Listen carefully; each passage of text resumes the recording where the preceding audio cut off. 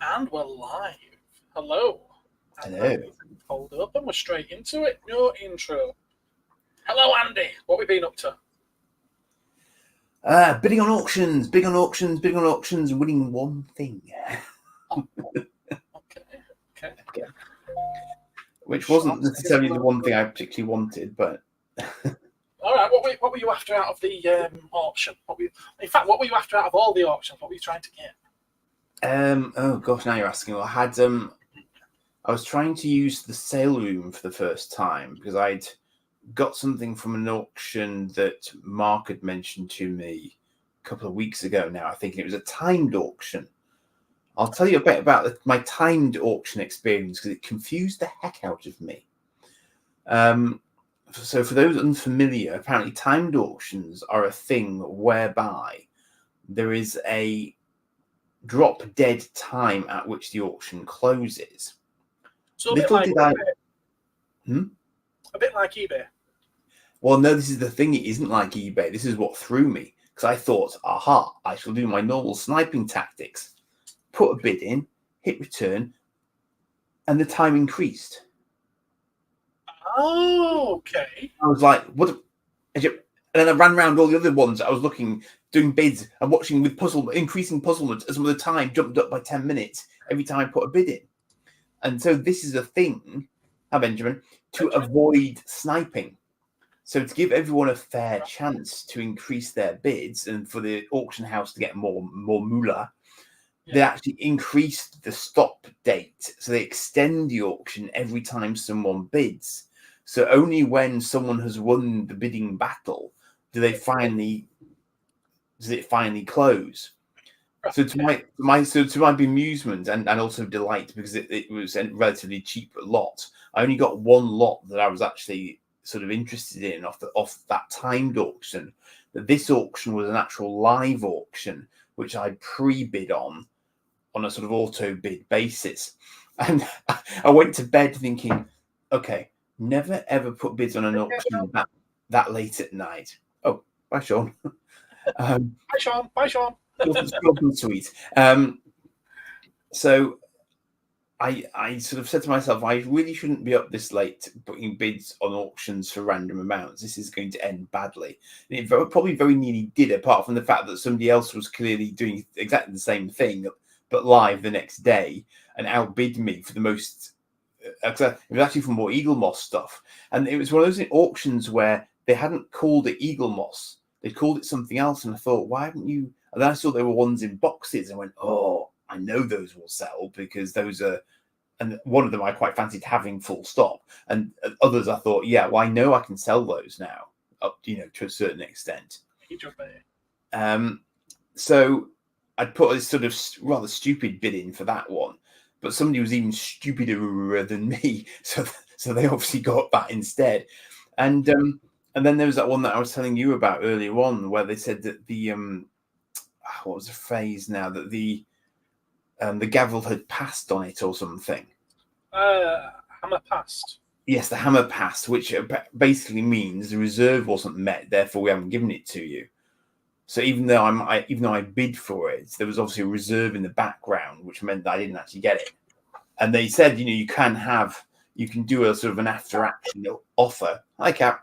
But I decided not to bother because it was for sort of boxes for things. I was thinking if I got the boxes and there were some of the things were in another lot, so I'd got that lot and that lot, it would have been quite a good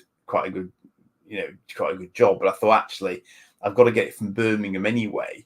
And what I did get was this, and it's completely pointless, but it was like a box of videos and DVDs. And I sort of zoomed into it and looked at it. I was going to sort of just pass it by, but I thought, I was just going to see what it was. And it was like my sort of childhood / early teenagerhood. It's like just lots of like things like random things like Moontrap and stuff. I thought, he's me. The guy who is selling this is clearly me from another universe or something. It's like I know all these things. It's like, why are you showing me this? It's weird. And I'll put a bid in. So of course, because no one else was that weird, I actually won that one. So now I've just got to figure out how to get it from there to here, which is going to be interesting without paying a small fortune for it. So I was actually looking at how far it is to Birmingham from here. And I'm thinking, how much would it cost me in petrol to go there and back? And do I want to do that in a day? Or should I just pay someone else to do it for me? And I think the latter, but I've got no idea what I want to be paying for that sort of trip for, them sort of getting boxes. And I don't even know really what volume I'm talking about. It was like 4 plastic boxes probably that would need to go from point A to point B. So I don't know, But I mean, pallet or make it half a pallet shipped from one end of the country to the other for 65 quid. Yeah, I just need to find someone sensible. I mean, and fair dues to the auction house though, and really helpful ladies. Every time I spoke to 2 different auction houses over the course of a week, and she basically said, "Don't use our courier." I said, "Oh," I said, "Why not?" I said, "Because you're more likely to get it cheaper if it's someone who goes from Yorkshire down to us and then back to Yorkshire, whereas most of ours tend to go south rather than north. So, Okay. So if they're doing it as a part of another trip, you'll probably get a better rate than you would do if they're making a special trip just for your stuff." Yeah. So fair news. I mean, you couldn't knock the service at all, And she was also saying that the sale room fees were more than the Easy Live auctions fees as well. So that was another interesting recommendation, because I've used Easy Live before, and not sale room. So I only used sale room because I noticed they're mentioned when I did a more direct online auction earlier in the week. But I noticed they were sort of running in the background, so their engine must have been driving that. But it seems that they're slightly more old-fashioned in a sense, and not quite as sophisticated as this Easy Live auction house. It's not an auction house, but it enables other auctions. You know what I mean? An agent for auction. It's strange, isn't it? I'm still sort of like getting my head around the whole sale room. Well, not Easy Live is somewhat new to me, but sale room, and there was another one I think that I registered with. To check an auction out. I'm sure there are a few, But for me, I was literally just doing that classic thing where you sort of, I'll just have a look, see what's around, and it was like ending tomorrow. Oh bugger! So I need to do something with it now. I don't get why not all of these auction houses don't just have their own online auction. I think they do as well. That's the weird thing. But as she said to me, she said there's, in a sense, it's in order to maximize the number of people bidding, they want to be on as many portals as they can get, because then they get maximum exposure. So I kind of get that, because obviously the ones that are pooling multiple auction houses are likely to attract a bigger crowd than an individual auction house where you kind of need to know which one you're aiming for in order to go and look at it. So I get it. But yeah, you're right. I mean, I think that there obviously are off-the-shelf systems you can get which will allow you to do auctions if you're in that sort of business kind of thing. So yeah, it's all interesting, fascinating stuff. It's a sort of things you've never done before. Anyway, apologies from Ed, who's not able to join us today. He said if he gets a chance, he might pop in for half an hour or so. So we'll have to see whether or not he turns up. If he does, welcome. If he doesn't, well, sorry. And also Mark as well. I heard on our live stream yesterday that he wasn't going to be joining us. It would have been nice if he'd let me know. But he's not here. I'm assuming he's busy with other things. Hopefully they can both join us next time. Indeed. Yeah. So moving on. I really would have liked them both to be here for tonight's topic as well. But one of them I picked out specifically for Mark. Well, the main topic is what we'll discuss. I picked out specifically for Matt because he discussed this before. That he had this whole idea that what if Mego had got the Star Wars license back in the 70s rather than Canon, where we would have been getting 8-inch figures instead of the regular classic figures as we know them now, 3 3/4. And I thought, well, how about if we expand on that? What if it's not just Star Wars, but other things? I mean, sticking with Star Wars, what if Dinky or Corgi had done the die-cast models rather than the ones we got from Kenner? Well, funny you should mention that. Oh, I've done the homework. What's he got? Have you been doing homework? That's my old twin pod. That's from my childhood. That's the one that still exists in a sensible condition. Still got both its landing skids and everything there. A little bit battered on top, of course, inevitably, but actually I like to think of that as weathering. So that's as die-casty, as far as I'm aware, as that we ever got from the Star Wars era. And of course, Dinky would have been ideally suited for die-casty things with pilots in the windows and so on, because that was a sort of malarkey that they were always doing years earlier. Yeah. But I mean, trying to fly a large Millennium Falcon in metal would have been interesting. It would. It really would. Do you think, though, that we would have had Dinky... I'm going to switch us back over. There we go. Had Dinky or Corgi got that license, I know this kind of Star Wars license, die-cast models weren't huge. They only did a handful, really. Yeah. Do you think we would have got as many as we did had Dinky or Corgi have done them? Do you mean in terms of sort of replicating the plasticky range? No, I mean, from memory, and it is only memory, we got TIE Fighter, X-Wing, Land Speeder, Snow Speeder, Twin Pod Cloud Car, Star Destroyer. TIE Fighter? I think I said TIE Fighter. Yeah. That was the second one. We got a TIE Bomber, which is incredibly rare. Darth Vader's TIE Fighter. Did I say Falcon?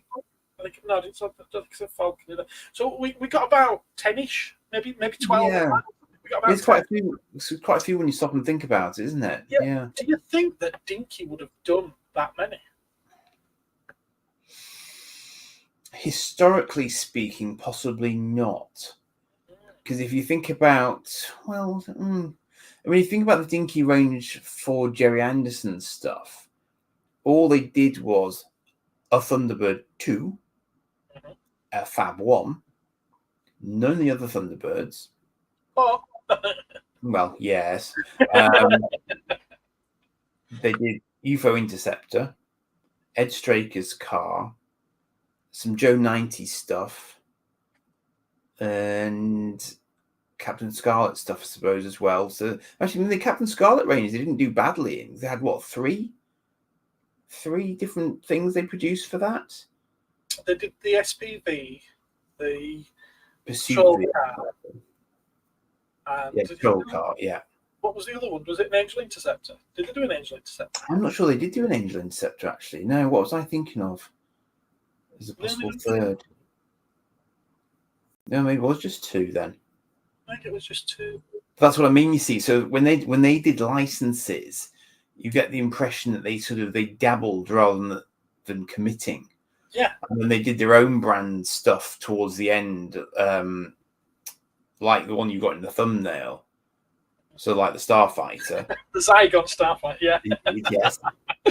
But they also had the... I knew you'd recognise that for what it was straight away. I've got my old battered one up here somewhere. I just wanted to look something up quite quickly and simply. Program and stuff, yeah. So I mean, but they did do a little bit of that themselves. Then of course you had the Eagles, but it was literally only the Eagles from Space 1999, none of the alien craft or anything like that. And it was just the same thing in 3 different colours. So it's not like they went overboard on that either. And then they did do a little bit of Star Trek, of course, as well. So we had the Enterprise and the D7, but again, nothing more than that. And a smaller, but actually they did just they did tinker around the edges. They did do a smaller Enterprise later on as well. It was one of their last things, actually. But that was kind of it. So as you say, I don't know whether or not. I think the one fundamental difference that occurred to me, and this was across the board, because I mean, I got my little Corgi D7 there as well. So of course, Corgi were quite into their licenses, and they weren't unaccustomed to doing science fiction-y stuff, because they did Starfighter from Buck Rogers already. They'd done Moonraker. They'd done stuff like that. So Corgi probably would have done a better job of it, arguably. But again, they would have been very, very metal, probably, I think. So I think that we wouldn't have got the same figures in ships that we got, which is such a sort of unique. Because I was trying to think, I don't know if anyone else was really doing action figures in vehicles quite so much. I mean, maybe Action Man and stuff. I don't know, but then of course, I was thinking of Ertl as well. So again, another science fiction sort of tie-in, but again, very, very metal based. And if you're trying to do something that would accommodate figures, none of them would have cut the mustard because you can't do it in metal. Too big, too expensive, too heavy for kids to play with, too dangerous for kids to play with at size. So that was kind of my thinking on that, was that we would have got a very, very different range, and it would probably never would have taken off in the same way as it did had it not been a sort of a plastic approach to it. So yeah, I've got my little I always forget its name, Dudos ISP 7, I think. 6. Yeah. Is it missing a sticker there, by the way? I noticed this today. Wait for it. Yes. Yeah, it was. You know, I was just looking at it sat here in front of me when I was working this afternoon. I thought it looks like there's remnants of a sticker there, and I thought, oh yeah. So yeah, so I think it's got some stickers on the back of it, but yeah. Is that a Kenner by King card back on the thumbnail with a painted Spider-Man? I have it on a Halitoy card with the unpainted figure. All right. Okay.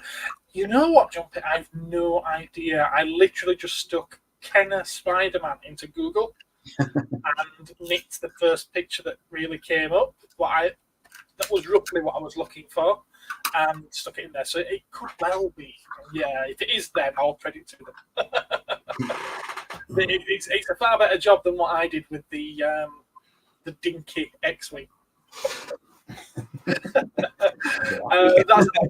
That's literally about. If anyone tells you that I photoshopped any of my images that I use on the website to sell goods, just have a look at that thumbnail. That's the extent of my Photoshop skills. and that's actually a classic example, because that Starfighter by Dinky is literally a solid hunk of metal. Yeah, exactly. It takes no prisoners, that thing, I can assure you. Can you imagine Star Wars vehicles like that? A Falcon or a Star Destroyer like that? You have no chance. Yeah. They'd be ripping kids' skulls open in 2 seconds flat. You know, there's no way. The ones that we did get by Kenner were fantastic, but they are 50% minimum plastic. Yeah. Oh, yeah. Yeah, if not more. I mean, the bottom half of all of them are plastic. Yeah. They're cool, detailed models. What other mashups can you think of? What other switch arounds could there have been? Could we have got? Could Matchbox have done anything? Maybe from Star Trek? Do you think? I'm sure they could have done. Lesney Enterprise. Lesney Enterprise. Yeah, it's possible. I mean, I'm trying to think, which way did that go? Who were Lesney the precursors to, though? Weren't they Corgi? Matchbox. Is that a Matchbox? Yeah, Matchbox. Who am I thinking that? This one. Cat. What about that one? So what it is. I think that's Final Wars.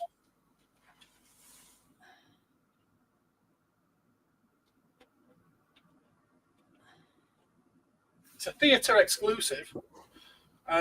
2005, so yeah, Final Wars.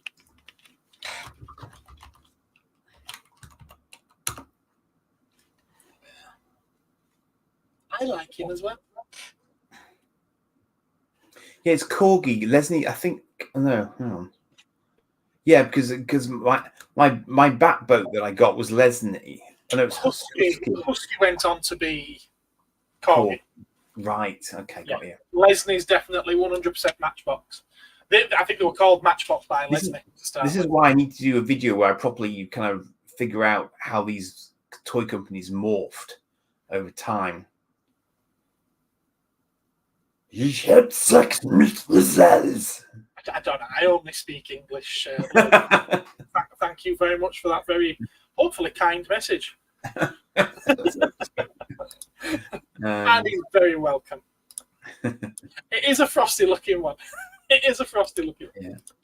Well, there's one. Mattel obviously got the license to do the Shogun Godzilla back in the late 70s.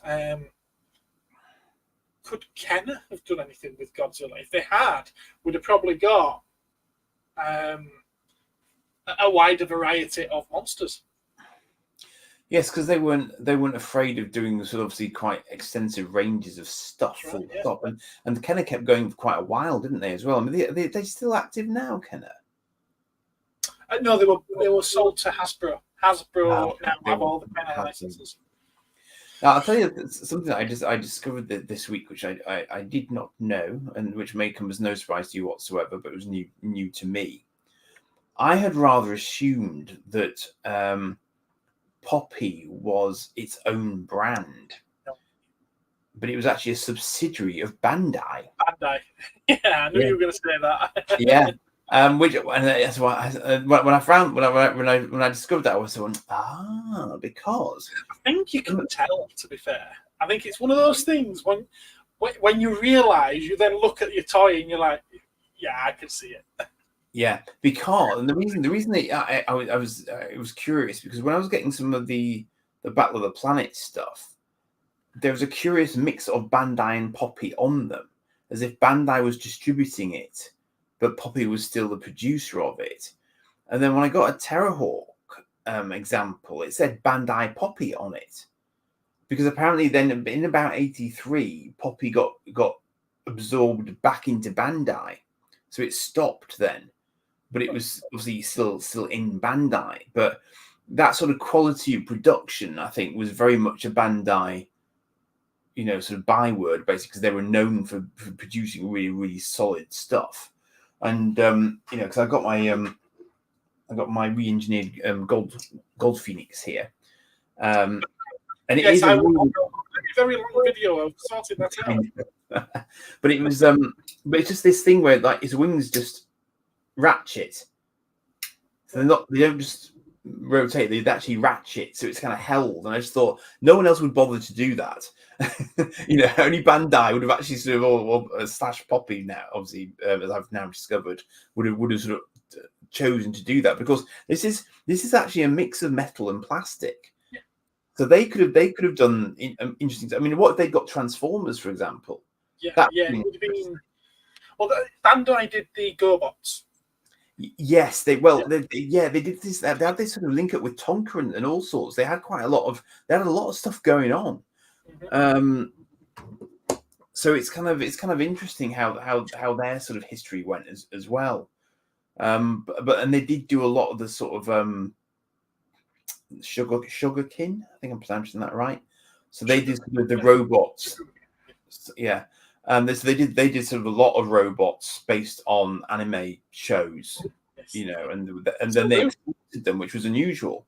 I think they were one of the first Japanese companies to actually export toys for other markets. So interesting history. It's still going as well, which is nice. I think they got no sign of stopping.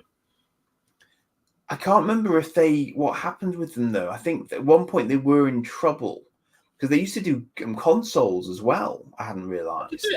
Yeah, at one point they nearly bought Sega, or nearly merged with Sega at one point, but then they bought it at the last minute. So they were nearly sort of Bandai Sega or Sega Bandai at one point, and then that didn't happen. So they carried on with sort of the toy line elements. But yeah. Okay. Well, Logan is asking me to look up that phrase that he's used. I'm sorry, I'm not here to do homework to figure out what it is you're trying to say to me. But, yo. I'm going to pop something up, because this is the only, I didn't do much research, but I did type in Mego Star Wars, and it was interesting what I did manage to find. So, see, when I think Mego, I think normal sized figures in a sense, because I'm thinking of the Star Trek figures they did. I think they did do the Star Trek figures, but they're more known for the 8-inch, right, slightly smaller than Action Man kind of dolls. And I thought this was amazing. This is really, really cool. I'd like to see these. I think these are quite good. They're very reminiscent of the 12-inch figures, obviously. But, yeah, could you imagine an X-wing to put those in? But see, would shops be able to stock them though? Because the boxes would have been huge, wouldn't they? Exactly. I mean, they did do a couple of play sets for figures this size, like they did the Wayne Foundation for the Batman series, which is huge. They did a bridge for the Starship Enterprise. You would have probably just got a cockpit for the Millennium Falcon. Yeah. But well, I just think they're really cool. They are quite sweet of those. So, there are some large Star Wars figures, aren't there? So who did those? Kenner. Oh, they were still Kenners, were they? They were Kenner. Kenner did do those, yes. Okay. Um, I'm not as fully versed in the full range of Star Wars as others, I would freely admit. So that's why I'm sort of trying to rack my brains. But I'm sure I've seen some somewhere in real life once. But I've also managed to find this. Let's see if I can get this. Let's stop that one.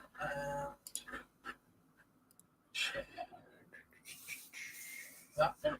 It's not the best image, I'm afraid. It's very, very small for you to see. I can't get it any. I can't get it up. That's all right. I can't get it any larger. But that's very reminiscent of the Star Trek packaging. Yes. Yeah. I think that's pretty cool as well. There was a Captain Kirk on card in his sort of motion picture uniform. That went for like 150 quid on one of the auctions I was watching earlier in the week. But I mean, I don't know if that's kind of appropriate for him or not, because I mean, it was absolutely, I was looking at all things going, you've got to be getting like Visionaries on a card for like 95 quid. I thought, do they really attract that on a card? But it was unusual in the sense that a lot of it was boxed and carded, and so whereas I tend to be looking for loose bits to pick up, I guess this was the really sort of collectors, going for it. Having an unbroken seal on a vintage toy really does make a huge difference to the asking price. Yeah, it really does. I mean, just look at that Jawa that recently sold. Yes, or Jawas that recently sold. Yes, yes, yeah. I don't think that's the peak of that price either. I think that went quite reasonably low. All right. I do. Okay. And I did mention at the time, it went for 15. Was it 15 or 15,500? I think it was 15, wasn't it? It was definitely getting up that way. Yeah. Yeah. Well, I can see 20 to 22,000 in it from a dealer. I think that's about its money. So I actually think that had the guy sold it, I mean, he was happy selling it at auction, but I think had he sold it to a dealer, he would have probably got 15,000 and not have to pay any auction fees out of it. Because that is painful. Yes. They will take 20% of that. Well, at least. At least. That's before that. So you could be looking at a third more. Quite close to a third, yeah. So it might have been better off selling it to a dealer. Well, there's another thing I was sort of thinking about is kind of how do people like me access older toys? Because obviously, people like yourself are one avenue, but there are also other avenues where these kind of re-enter the great sort of commercial stream, if you like, when they sort of they just come back out of people's attics and so on. And it's kind of it's sort of an idle thought occurred to me, is like, how have I actually laid my hands on some of the stuff that I've got? And it is quite a broad mix, because there's some stuff that I've just held on to, and then there's obviously sort of the formal auction houses, then eBay, then places you walk into, like the antiques places where people just got cabinets, so it's kind of static and you can't ask anybody anything particularly, but you can just get stuff out of the cabinet, and then toy fairs, of course. Couldn't immediately think of any other options really, apart from sticking a sign on Facebook saying, "Give me your old stuff." It's kind of fine. It doesn't work. No, funny that. I've got bored of it now. Are you asking groups on Facebook groups, and they just turn away from you because you're a dealer? But they'll sell it to someone who deals from the bedroom, because they don't have a shop, so they can't be a dealer, and they're still selling it on eBay. Well, that's the funny thing, though, isn't it? Because it's kind of, yeah, could your status actually colour people the wrong way against you in that sense? Yeah, definitely. Yeah, interesting, yeah. I find when people approach me, they're quite happy to sell to a shop. But if I approach them, like, no, you just want to make money out of me. So does Bob, who's just bought all those retro games off you. And he's sticking them on eBay and Facebook groups. Well, you see, it was interesting because it was. I was thinking. I looked at one of the auctions that completed earlier on, and I thought, why would anyone have paid quite that much for that? And I thought either they were really, really desperate to get a completely random set of stuff, or they know that they can sell that on and get more out of it than they're going to. And they would have paid with the fees quite a considerable amount. But if they were local, I suppose they could have just gone and picked it up, so they don't have the postage costs that you would have if you're doing remotely. But then they've got to be fairly confident of moving the stuff in order to be able to turn any sort of money on it. So it's always interesting when I look at that, because I'm thinking, is that someone like yourself who's desperate for stock and is just trying to kind of get stuff in regardless, knowing that they can move it about or exchange it for something else, or and just trying to turn a profit that way? I don't know. I was offered something a couple of weeks ago. I meant to, in fact, it was the day before our last council session, and I meant to mention it to you and Eddie, because this was something completely new to me. But it's an old retro gaming system. It's called the Vextrex. Do you know what that is? A Vextrex? A Vextrex. I don't think I'd recognise one. No? Because I know that you're into your older gaming things. I think we are looking at quite early 80s. Only very loosely. I mean, I wouldn't call myself any sort of expert at all in that sort of. It's only because I grew up with stuff, Before I throw it up on, that's not going to do. That's not going to show you what it is. Before I throw a picture of it up on screen, is there any of the members of the chat that remembers what a Vextrex is?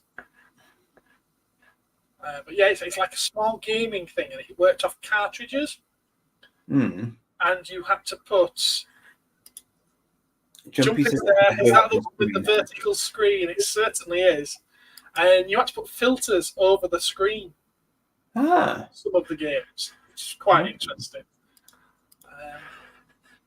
You might recognise it when I show it. Let's see. A certain Spectral Horace is in the chat. Oh, there we are.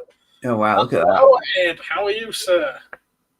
It was a vector-based machine. Well, kind of says it's in the name, isn't it? So ideally suited to meteors, then. Vector, I think, yes. You place coloured overlays over the screen, yes. Yeah. The guy who offered me it, or rather wanted an offer from me on it, he does up houses. He buys houses, does them up, flips them. People think that I'm rolling in it with toys. I can't afford houses.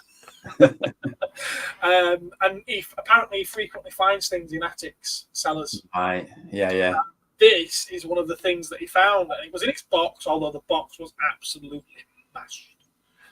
And I think it had 3 or 4 games. And he wanted me to make him an offer on it, but he's like, I've already had a look on eBay and they're selling for £300 and £400. So I was like, okay, well, how much do you want for it then? Well, £300 would be great. I'm sure it would. What should I sell it for? You get profits, you get £400. I said, I don't think I know anyone who'd be interested in buying it. Well, that's the thing, and that is the critical thing, isn't it? It's all very well and good knocking hypothetical prices around, but if you know you can't find anyone to actually buy it, what's the point? Yeah. So the problem is the people then take offense because then you haven't done what they thought you were going to do, and it's like you're under no obligation to. Me, it's Andy. No, it's not. There's one with me right now. Which Andy? Which Andy? want to give away your surname, that's fine.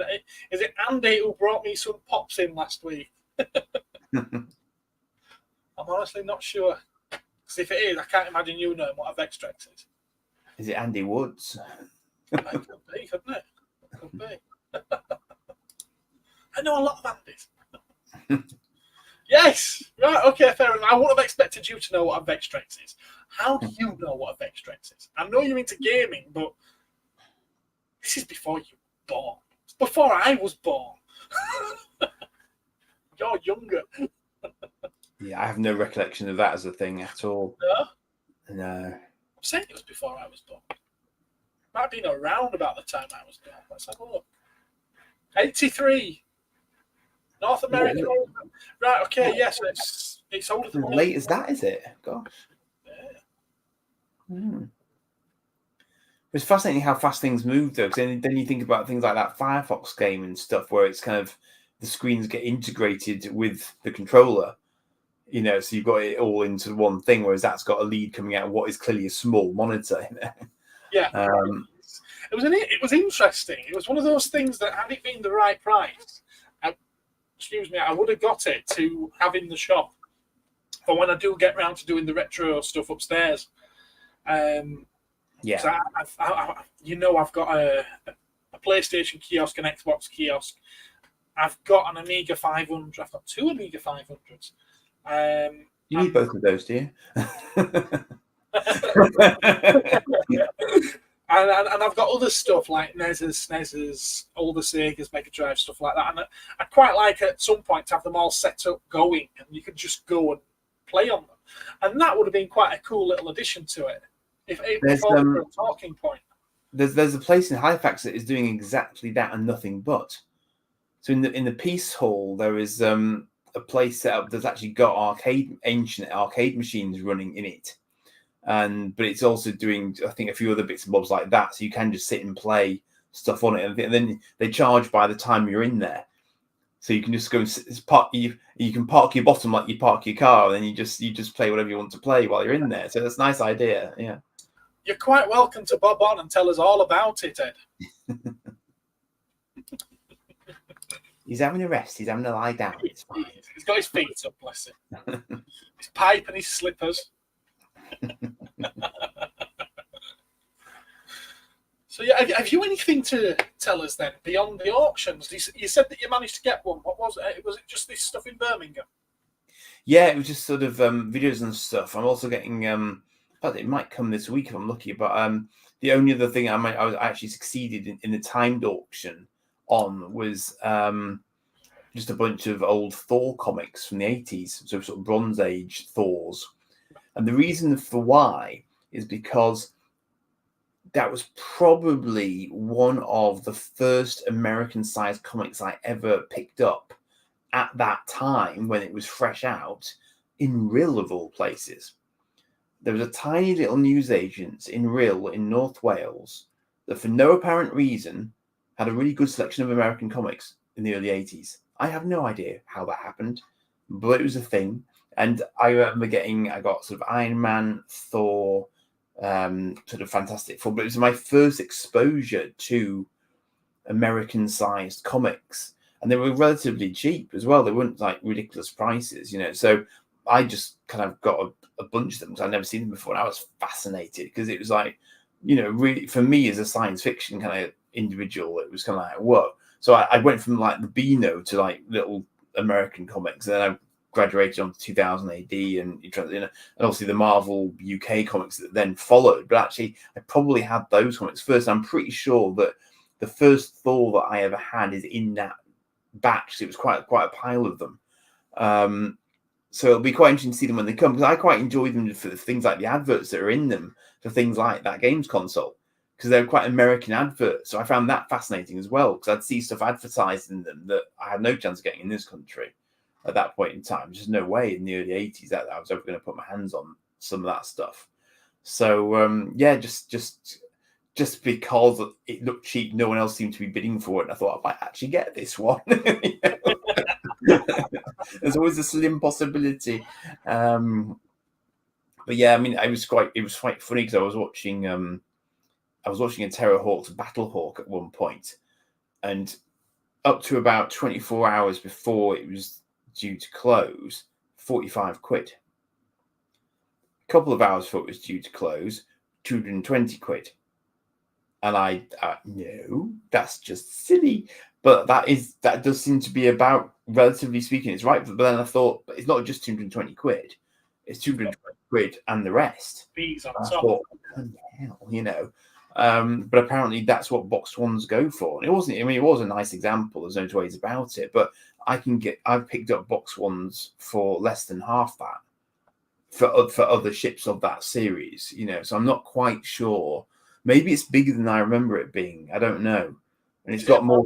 I'm not a Terrahawks fan. I've never watched it. Is it a more important ship? It was their sort of mothership, for want of a better description. So it was like they were equivalent of Thunderbird 2, but it also had a tank in its belly and it had a little ship that could launch from it as well, which was called the Terrahawk, confusingly enough. So it was kind of their main big ship, and it was by Bandai, metal, chunky, and I guess relatively speaking, it was about twice the price of some of the other sets at the time. So there are probably a few of them in circulation. But someone's had one for sale on eBay for £16,000 for like ages, apparently, for no apparent reason. But they do range in price from up there down to about 500 on eBay.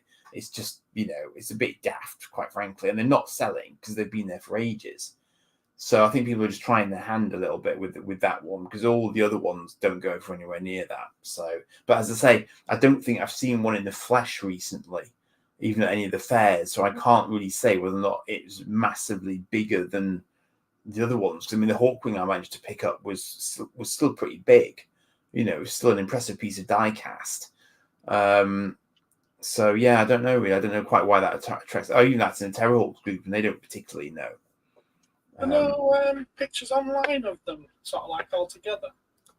Oh, there will be, I'm sure. Yeah, if you have a quick search, I'm sure you'll be able to find that. The bundle there. If it's, I don't know if what you're talking about is in there.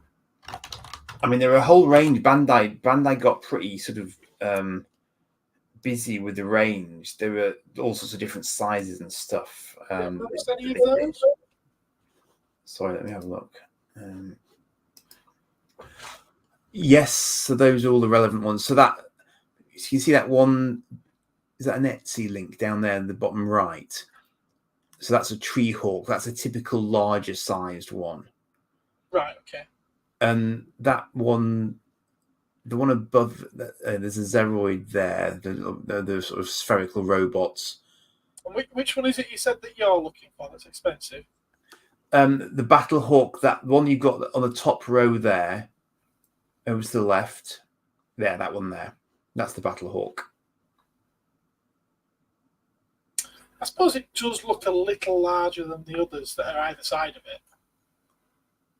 No. Yeah, actually, when you look at it in that grouping there, but it still looks a bit. I mean, it's not as wide as the Hawk, but it's not exactly a Falcon to an X-wing. No, it's not. This is why I'm very confused by even by the what would be the relatively normal. It could just be that it's the more desirable of the lot. It may be more desirable and also just slightly harder to find, possibly. Yeah, I don't know. Maybe like with a lot of toys, it's one that breaks particularly easily. It does have got quite snappy front wings on it. Yeah, so it's possible. Yeah. Yeah, so that could be a reason why a decent one is such a high price.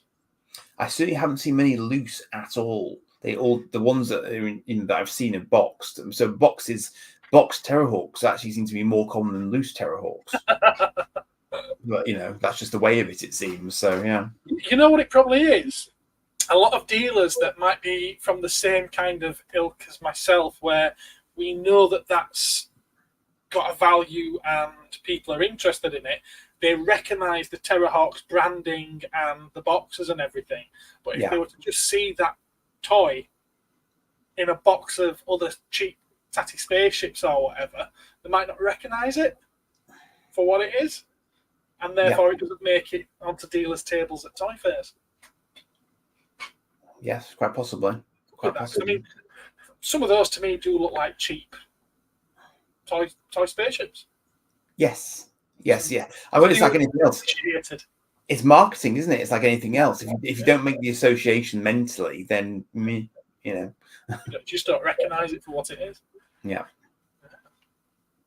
There's a lot of chat going on about the arcade club in Leeds. Oh, there's a retro thing happening this weekend. Food, hours of fun. Oh, I've seen that on Facebook, that arcade club place. I've not been. Apparently, the Wario burger is a highlight. Ah, yes. As long as you don't end up looking like Wario once you've eaten a few of them. Wow. Well, you can't go to like a 10-pin bowling alley and not eat dodgy fried stuff when you're there. I mean, it'd be rude, wouldn't it? Just before we went live, I opened a toy out of a box. Ooh. Dun, dun, dun. You know, I've done it and I'm quite disappointed with it. I brought this home just before Christmas. And it's the Marvel Legends Saga of Crystar. Okay. Mostly because I've got the original figures there. Oh, okay. And I thought, you know what, I'm going to stand it with them. The originals are so much nicer.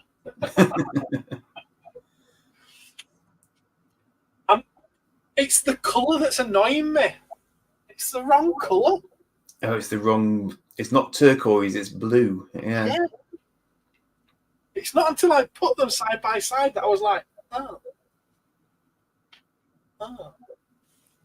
It's just not doing it for you. It is cool. There's no two ways about it. I like it.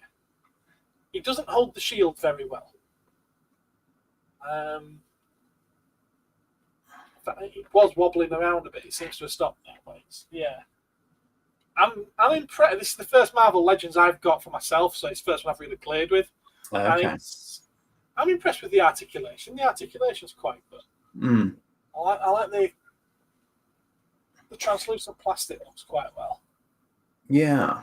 But, how many different flavors of Marvel's Legends are there then? Because I think I got that Death's Head that you were laughing at me for the other day when I eventually tracked it down. But isn't that a Marvel's Legends type as well, or is that something different again? It is. They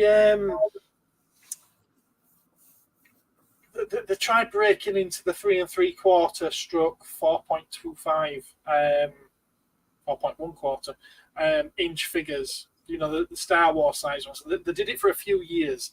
It didn't hugely take off, and I think it's because they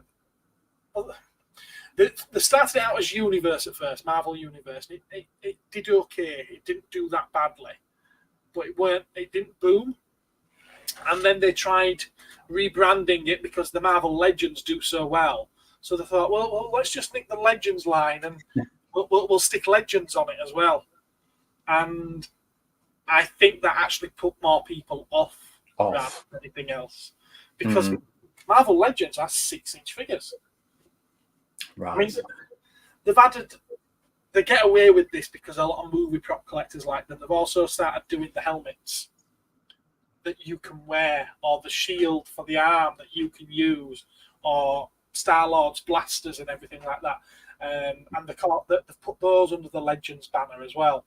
But obviously, because you're going from something that would be that big to go on Iron Man's head to something that's this big to go on your head, there's no mistaking what it is. Yeah. And that seems to have worked for them, but I do think it's just because they're more like props. If they were selling figures at that size and trying to pass those off as Legends, I don't know if they'd do quite as well. They've tried doing 12-inch Legends as well, and they just don't seem to sell. People have it in their head that Legends are 6-inch. It's because Legends are 6-inch. Well, it's also a question. I suppose you've also got to think about backwards compatibility here as well, because if people have already got an established collection and you suddenly change the size, then they can't put it with the rest of their collection. So what's the point in that? It's going to break it, isn't it? Effectively, so that's kind of scuppering yourself, isn't it? So yeah, that makes perfect They sense. really need to do a proper Marvel Legends death set. Yeah, I mean, I couldn't believe it was so hard to find it, but then he is fairly obscure as Marvel figures go. You know, I can understand why it wouldn't be a particular priority, and yet they did do it. Yeah. There was talk a year or so ago about them relaunching Marvel UK. Really? Yeah, not necessarily relaunching it in the UK, but bringing it into Marvel more, so you would see the likes of Captain Britain and Death's Head more regularly. And I think that might be what's put Hasbro off for now. They might be waiting for this rumored relaunch to happen. Because I've got. Bear with me a second. I have this in my library of goodies, which is Revolutionary War. Yeah, they did that as a crossover. Yeah, so they've got Death's Head 2 is on the cover there, but the original Death's Head is in here as well. Oh, right, okay. As part of the storyline. But this was a period of Marvel UK that I wasn't massively familiar with. Thank you, Little History. That's very kind of you to say. So you can see they're both there. So in fact, it gathered all the Death's Heads together. That's Death's Head 3.0 as well. How many different Death's Heads are there? Oh, there were a few. They did a whole series of Death's Heady sort of offshoots. I think it was kind of mid-90s. It was probably just as I was getting out of comics. But I've got a few scattered examples of the individual American format issues and stuff. I can't remember what the other ones were called now. They were also derivative of Death's Head to some extent. But Death's Head 2 was the most linked to Death's Head because he killed Death's Head, but then incorporated his personality into him. So the original Death's Head was kind of in him, even though he was a slightly different character. But he took on quite a few of his traits. But then the original Death's Head kind of came back again, and it's just, it's bounced around like that. And then they had a proper reboot where they'd actually done it. It was a modern era, very modern era Death's Head, with again another slightly different Death's Head in it, like a sort of a more modern take on him. And also one of his old enemies was sort of in it, and then so they do still use the character. He obviously he has appeared in relatively recent continuity, but like you say, it would be interesting to see if they did do a full on. Because I've been waiting for Captain Britain to show up, which I guess she kind of did. But technically, a lot of talk that Henry Cavill would play Captain Britain. That would make a great deal of sense. Yes. Can you imagine? I was bidding for Captain Britain comics. So I didn't get those ones, unfortunately. We are currently about to be really spoiled with Henry Cavill stuff at the moment, because his latest film Argyle comes out. I think it came out today. Yes. I think it came out today. I know of it. I haven't seen it. It looks really good. And then we've just had the trailer drop for that ungentlemanly something or other from Guy Ritchie. That looks amazing as well. I need to watch the trailer. I've seen the Ghostbusters trailer. And then there's all this talk about, well, it's not just talk, apparently it's official now that he's going to be heading the Warhammer universe for Marvel, for Amazon. As well as if the rumor of him being Captain Britain is true, it's like, oh my god, he's gonna be a busy lad, but yeah. And then people are saying we want him to be James Bond. It's like he's got time. but he is. I mean, he is properly into his Warhammer lore as well, as I understand it. But he's also apparently going to be in charge behind the scenes. Right, I'm far more interested in that because of how much he's into it. Yeah, Apparently, he left The Witcher because he was straying from the source material. and they wouldn't go back to it. So he was like, right, I'm off. So if you've got someone like that in charge, fantastic. Yeah. What's going on in the chat? Platt's agreeing with Mario that older toys are best, and that an old toy he's always wanted was the Lego Batman line 2008, which is really expensive now. Yeah, it certainly is. A little history. Thank you very much. It's very kind of you. Very kind indeed. I'll have to check you out at some point. Indeed. Welcome. Yeah, welcome. Welcome, everyone. Some hellos. More hellos. So, yeah, I'm definitely looking forward to the Warhammer stuff. I've still not even started on the lore of 40k yet. I'm still firmly entrenched in the Horus Heresy. Well, that is part of the law. I mean, in fairness, that's quite an important part of the law, I would say. 10,000 years before the 40k stuff. Yeah, but God Emperor it lasts quite a while, doesn't he? So it's well. He's essentially a body. I know. On a throne, kept going by. He's a popsicle. Cybernetics that he can't act or do anything, though. He's just apparently alive. Interesting. Cavill will be a huge bonus to the new Warhammer movie. He's a huge geek at heart. He really is. He really is. He certainly is.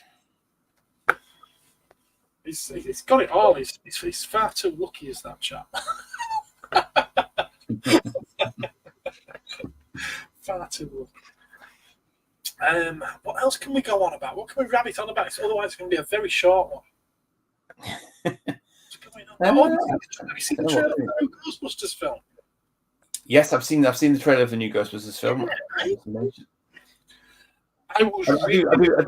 It's quite. People were saying apparently it's quite it's real Ghostbustery, a la the cartoon. Yeah, and because my mate JMS was sort of saying, I noticed no one's getting any credit for it being like the real Ghostbusters, which he kind of was responsible for largely, did a lot of writing for as well.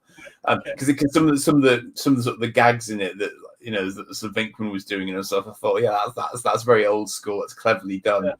And then Slimer appears and it's like, yay! I saw the teaser trailer a few weeks ago. And I was really, really excited for it. I thought, you know what? This looks really, really interesting and good. And then I saw this new trailer that just dropped. And I was like, I think I'm a little bit less excited now.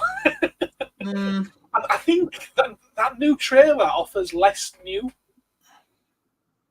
Apart from the drone track, that looks quite cool. Yeah, I mean, they've obviously OG'd it. It's the talk of Ghostbusters. Hello. Thrilled. Hello. Good evening. Good evening. Good evening, Squire. Well, you were struggling, so I thought, you know what it is? It's come to bring the tone down. He cares, bless him. Not at all. Not at all. Not at all. How are we both? Yeah, we're good. Throats are a bit sore. Doing a bit more work than average, How are you? I'm fine, thank you very much. How are you? I've still got my slip. 30 seconds ago. It's what? Just as well as I was 30 seconds ago when you asked. Yeah. I still have my slippers on, but I don't have my pipe. I've left my pipe downstairs with my smoking jacket and my glass of brandy. Bless you. Right, so what are you struggling about then? What are you struggling for to talk about? Well, we just brought up the new Ghostbusters trailer. Any news on the rumour he's been offered the Superman rollback? I don't think that's going to happen, sadly. Shame, though. It is a shame. I would have loved to have seen a Man of Steel 2. Really, really would. But I could never get over him offing someone in the first film, though. Just to my mind, that wasn't a very Superman-y thing to do at all. You're making me want to head to my man cave and crank up the cams. Oh, really? Right. Sorry, Andy. What was that? You took issue with Superman killing Zod in the first film, right? Yeah, I did massively actually, because I just thought both he and Batman generally have a no killing rule, or at least they did in the comics, presumably before a certain point. I don't know if that's changed in the more recent comics. When Batman first appeared, he used to carry a gun. But generally speaking, is his. I mean, there have been stories in which he has carried one because he's felt, well, for whatever reason, he needed to, but he tends to use it to disarm people and stuff rather than actually shooting them with it as such. I think maybe perhaps within the context of those films, I think it kind of makes sense, or it's acceptable. I think, because I think if you look at it from an in-universe point of view, of like from Superman's point of view, it was the only option available to him, because he knew if he didn't, then he would never stop. He would just keep coming, and there would be more death and destruction. So and there were civilians at risk directly from Zod at that point as well. Yeah. I mean, I suppose another question could be, because there were other Kryptonians on that shuttlecraft, which I think survived. That didn't get killed. So what happened to them? And then from Batman's point of view, I mean, I don't know. I think maybe my point of view of Batman is that within a comic context, you can kind of keep it that kind of, in some aspects, toned down. It can be comic book violence or cartoon violence, if you will. But I think maybe within a real world setting, someone like Batman could not be effective if he did not kill. Because I think it would be a case of he would end up in situations where he would have to kill to survive. And if he didn't, then he would. I don't think he would last very long. I think it's also, apart from such as Dark Knight Returns, which it did take inspiration from anyway, it's the first time we've really seen a Batman that's probably closer to the end of his career than he is to the beginning of it. He's been fighting crime for 25 years. He knows the score of Gotham. He knows what happens when you just keep locking him up in Arkham. Yeah. Sometimes there has to be a different solution. Otherwise, it's no solution at all, is it? Yeah. I mean, the thing that I really did like about the Batman versus Superman movie was the warehouse fight towards the end. The way that Batman just plows through those bad guys. That's just that for me is that. Yeah, that's as though somebody had reached into my mind and plucked out what I wanted Batman to be, to fight like, So it was just a case. It was just like a tank, just plowing through them. Absolutely. So. I think that's the good thing about those kind of characters, that there is a Batman and a Superman for everybody, for everybody's taste. I will say as well about Batman versus Superman, which I'll say I like that film. I know a lot of people don't like it. I like that film. It might have been a little too soon. I don't think it should have happened in that film. But the introduction of Wonder Woman, her literal intro in that film, amazing. Absolutely fantastic. I even love the music. Little theme that kicks in when she turns up. It's like, I liked that. Really, really good. Yeah, I mean, it is a shame. I personally feel that DC kind of turned up too late to the party with their movies. There was just far too much indecision. There was too much second guessing, and they looked across the road at Marvel and they were like, "Oh, look at that! Yeah, we could do that." And they Zack Snyder, you've just they started that much earlier as well. Ironically, if they just kept some momentum up in the late 80s, and taken and kept it going. They could easily have run Keaton as Batman with others, but they just never quite linked up, did they? Because no one had ever tried to do it on that scale before, in that sort of meshed up kind of way, had they? I mean, fair dues to Marvel to do it as they did it and knit it all together as they did, and tie it into TV series at the same time as well. I mean, ballsy move on their part, because that could so easily have fallen apart had they not had a really tight sort of central control over exactly where they wanted to go with it, because they had to have that vision to start there and go over there and be able to sort of move along that line to be able to do it all. I was just thinking of the what you were saying about that. I've long been a massive fan of this particular graphic novel, but that movie just immediately reminded me of that scene. Yes.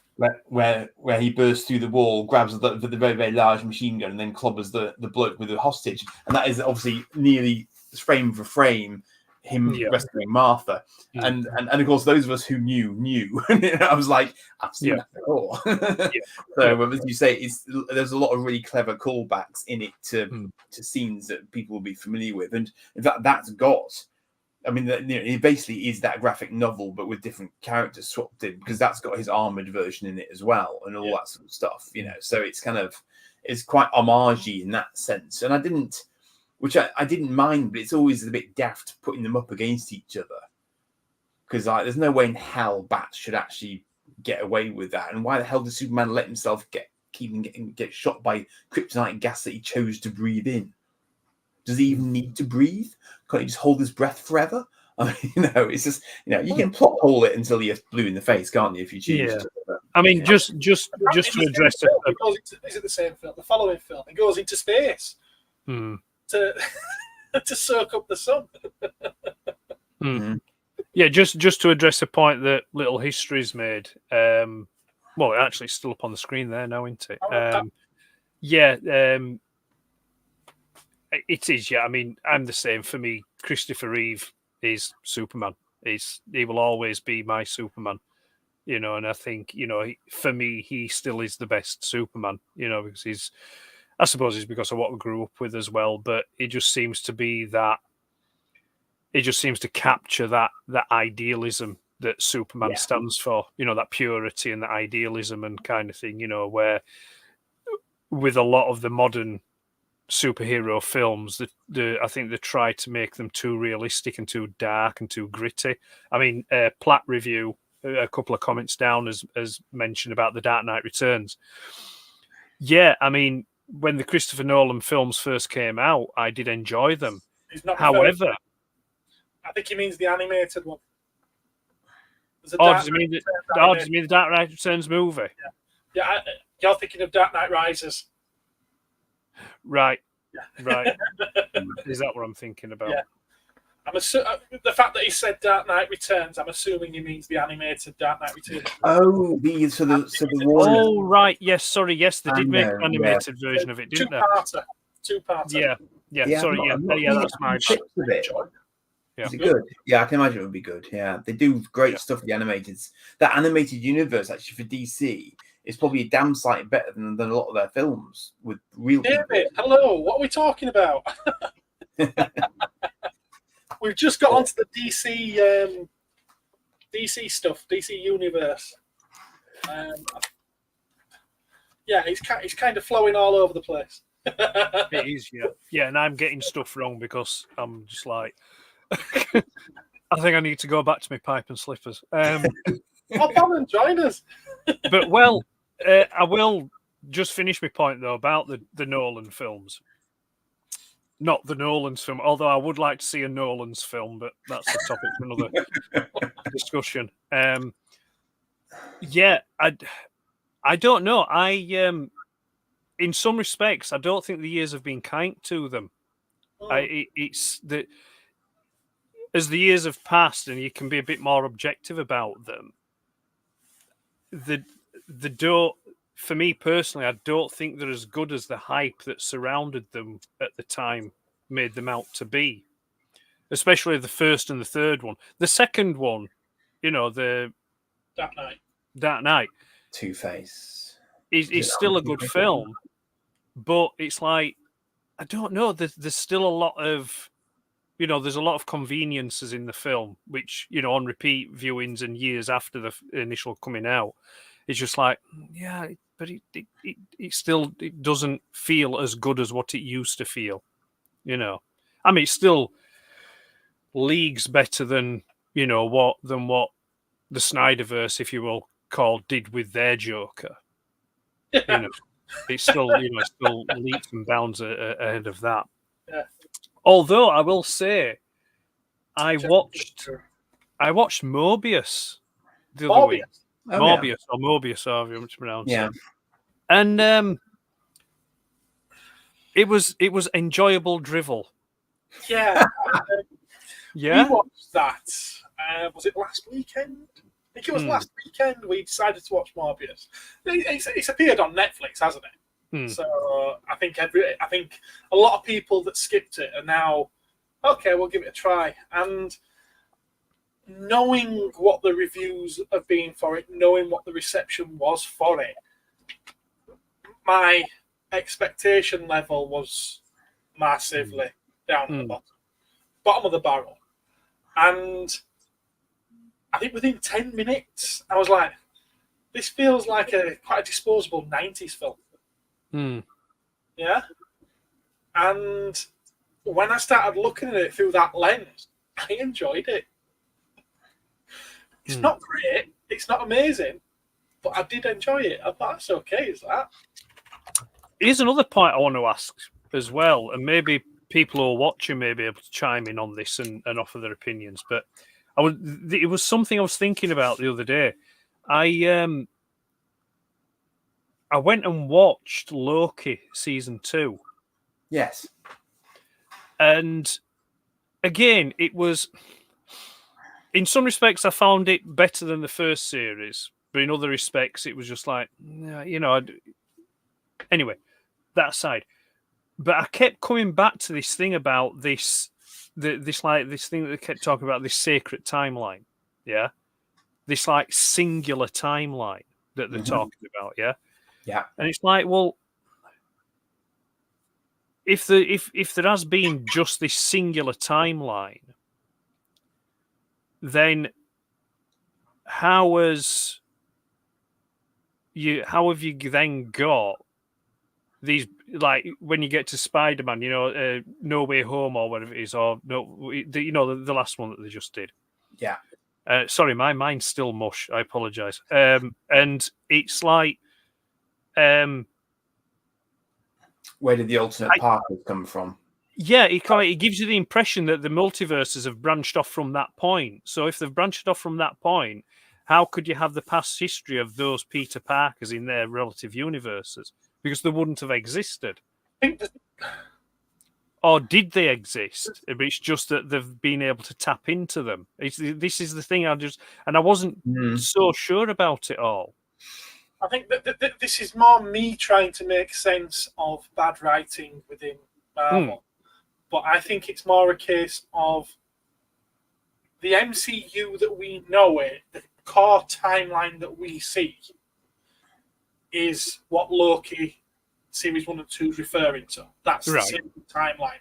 And obviously there's divergent things that could happen depending on choices that are made. Whereas the Tobey Maguire Spider-Man, the Andrew Garfield Spider-Man, the stuff that was in Doctor Strange Multiverse of Madness with the Professor X and whatever else, they're not from that timeline. They're from a different universe. Right. Okay, so in their universes, they'd also have potentially sacred timelines. Or maybe they don't. Maybe they don't have sacred timelines. Right. So, okay. So, yeah. So if we run with that logic, then there's actually two differing descriptives to that. Then there's a multiverse, and then there's a different universe. Yeah. So within a prime timeline, you can have different multiverses or different variations of that timeline, but then you can also have a different universe that then can come and tap into that. It's like, I can't remember from Loki, and I haven't watched the rest of Series 2. Right. I didn't all that much enjoy Series 1, and Series 2, the only highlight I was taking from it was Short Round from Indy. I thought he was good, and everything else was just the same. And I'm not really impressed with the Loki series. So yeah, I didn't follow it. But do they actually? I know they keep talking about diverging timelines, but do they actually mention multiverse? No, but I think it is. I think it is focused on the idea that they want time to run in an ordered fashion and not naturally diverge as it might otherwise do. Hence the trimming. Yeah, they constantly mention variants, so that gives you the impression that it's a timeline that's running concurrently, but like on a different strand, if you will. Yeah, and I suppose what they're saying is their job is to make. Yeah, it's their job to make sure that the main timeline doesn't branch off into other timelines. So you don't get any variance. I suppose, their job is to try and keep it so there is no variance. There's just that one of every person, if you will. Which implies that in a different universe, there would be natural variance and sort of alternate universes within those universes because they didn't have the sacred timeline being maintained as the only one. So they would naturally have other options available to them. So as you say, you could easily get different Spider-Men from different universes being brought into the same universe in that sacred timeline and then departing again to their own universes and then not being variants in the timeline sense because they've got their own timelines that they're on normally. They just get borrowed and then put back again. So it's that sort of idea, isn't it? I suppose it's slightly different. I think what they did wrong is doing multiverse stuff at the same time as starting this timeline stuff in Loki. They interweave them, I suppose. The thing is, I haven't watched the Quantum Mania one, so I don't know exactly what the implications of that were. I need to go back and watch that one. Well, that's not even a different universe or anything. It's just them shrinking incredibly small to micro size, atom size. But it's got Kang in it, hasn't it? Or multiple Kangs. So I assume that kind of set up Loki. Yeah, we watched that the other weekend, the Quantum Mania, and it's the descriptive that they're giving that is that there are alternate universes in the quantum realm. So it's like the quantum realm has their own universes, but not so much. There's not like variants of people in there, but it's just another universe, another realm within the quantum realm, if you will. And the Kang, the impression that I got from the film is the Kang that we see in the quantum realm is the Kang or a failed Kang that was trying to keep all the other Kangs in line, to stop them from destroying everything. Right. So they sort of banished them into there. Yeah, so they banished me there. But then that doesn't then explain the Kang that was trying to do the same job that was in Loki. Yeah. So it's kind of it is a bit of a mess. I think. Yeah. Yep. it's like so there's conflicting things, but the Quantumania film wasn't that great. If I'm honest, it wasn't that great. I think we perhaps reached a point after Endgame where it somewhat jumped the shark. I think. Well, I think for my son and I, it was Black Panther 2 that did it because we watched that together and he came out and he just looked up to me and said, Daddy said, it's not the same anymore. Yeah, he gets very, very ancient sometimes, but he was very sort of philosophical about it and sort of saying, and I knew exactly what he meant. It was too much change at once. It was just, it felt like they'd completely moved on. Yeah. And it didn't seem to sort of work anymore because obviously they've got so many years building up those characters. Yeah, I can't help thinking that maybe what they should have done with Endgame is some form of reboot afterwards. Because it's what they want to do. They want us to accept this new version of Captain America. They want us to accept Captain Marvel. They want us to accept everything else that they're bringing in. But in order to do it, they've killed off or written out all of the characters we liked. They could have used Endgame, I think, as a way of rebooting the universe. And it's like, well, okay, everyone's woke up now, and this is who Captain America looks like. And this is who Tony Stark looks like. And, just, they do it in the comics all the time. Well, I was going to say, and that's exactly the way the comics do, because of course it costs the comics nothing, and there are no scheduling issues or anything else to do. They can just go, and that's it. It's all new, Well, those were 2 points that I. Well, one point was while I was watching Quantum Mania, and this is just how my mind works. All the way through watching the film, I kept thinking to myself, how are they breathing? Because they've gone subatomic. So if you go subatomic, you can't breathe oxygen because you're smaller than the oxygen atoms and particles to be able to breathe. So, but anyway, that part aside, that suspension of disbelief. Kind of magic. Yeah. But in Endgame, Plot that was a bit of a. I thought that was a bit of a bad writing, or maybe just a kind of a misunderstanding or forgetting how comic or superhero writing works. I think we're all on the way with Captain Marvel. When Tony Stark snaps his fingers at the end, to it's like, well,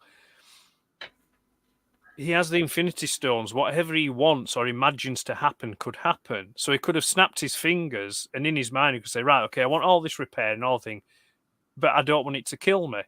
And it wouldn't have killed him, Or he could have said, I want everything to go back to how it was before the snap, but to maintain that me and Pepper will still get together and marry and have Morgan. Yeah? Kind of, it just kind of, I think realistically, anyone with a real conscience would think it's not fair to have half the world's population effectively lose 5 years of their life when you've got the capability to put them right back to the point of where they originally disappeared. Yeah, I'm never really very clear on the extent to which you get sort of infinite wishes when you click your fingers with the Infinity Gauntlets, or you just get the one. Because you kind of get the impression you just get the one, and it takes a huge amount out of you just to do it that one time, let alone trying to do it for lots and lots of different things. So I guess he basically saw immediate problem, Thanos, get rid of Thanos, and and then I'm out basically, because that should then remove the immediate threat and risk of the universe and him getting hold of the gauntlets again, obviously. Because he could have done something clever with it, and then Thanos goes, "Thanks, time stone, back we go again," and then I'll have 100 lives back. Yeah. I mean, okay. I mean, like I said, I mean, the Hulk did the snap to bring everyone back. Yeah, and then obviously Stark, he did the snap to defeat Thanos. But yeah, it just seems like, say, within the realms of a superhero movie, it'd be like, right, okay, everyone back 5 years ago, keep this, keep that, bang. But no, it wasn't the way that it was written. It, like I say, it was dramatic, wasn't it, to have Tony Stark, give his life. My son spoiled me on that as well, little sod. Right. Well, that's what children do. Children do spoil things. He's like, I just couldn't stop myself, Dad. I had to spoil you. He's like, no, you didn't. No, you didn't at all, actually. Yes. Anyway. But no, David's correct. Yeah. The shrinking part goes without saying. Yeah. We do, prior to Quantum Mania, we do have an entire film that explains why they're able to shrink. Well, the pin particles. Yeah, it's written into the script of the first film, isn't it, as to why they're able to shrink? They're not just expecting you to understand Yeah. that it happens. They're telling you why within the context of the film. Yeah, well, They're telling you why they can still breathe. that's the other thing as well that I They don't got suits understand. on, of course, but In Ant-Man and the Wasp, and Ant-Man and the Wasp: Quantumania. Oh, I forgot about Ant-Man and the Wasp.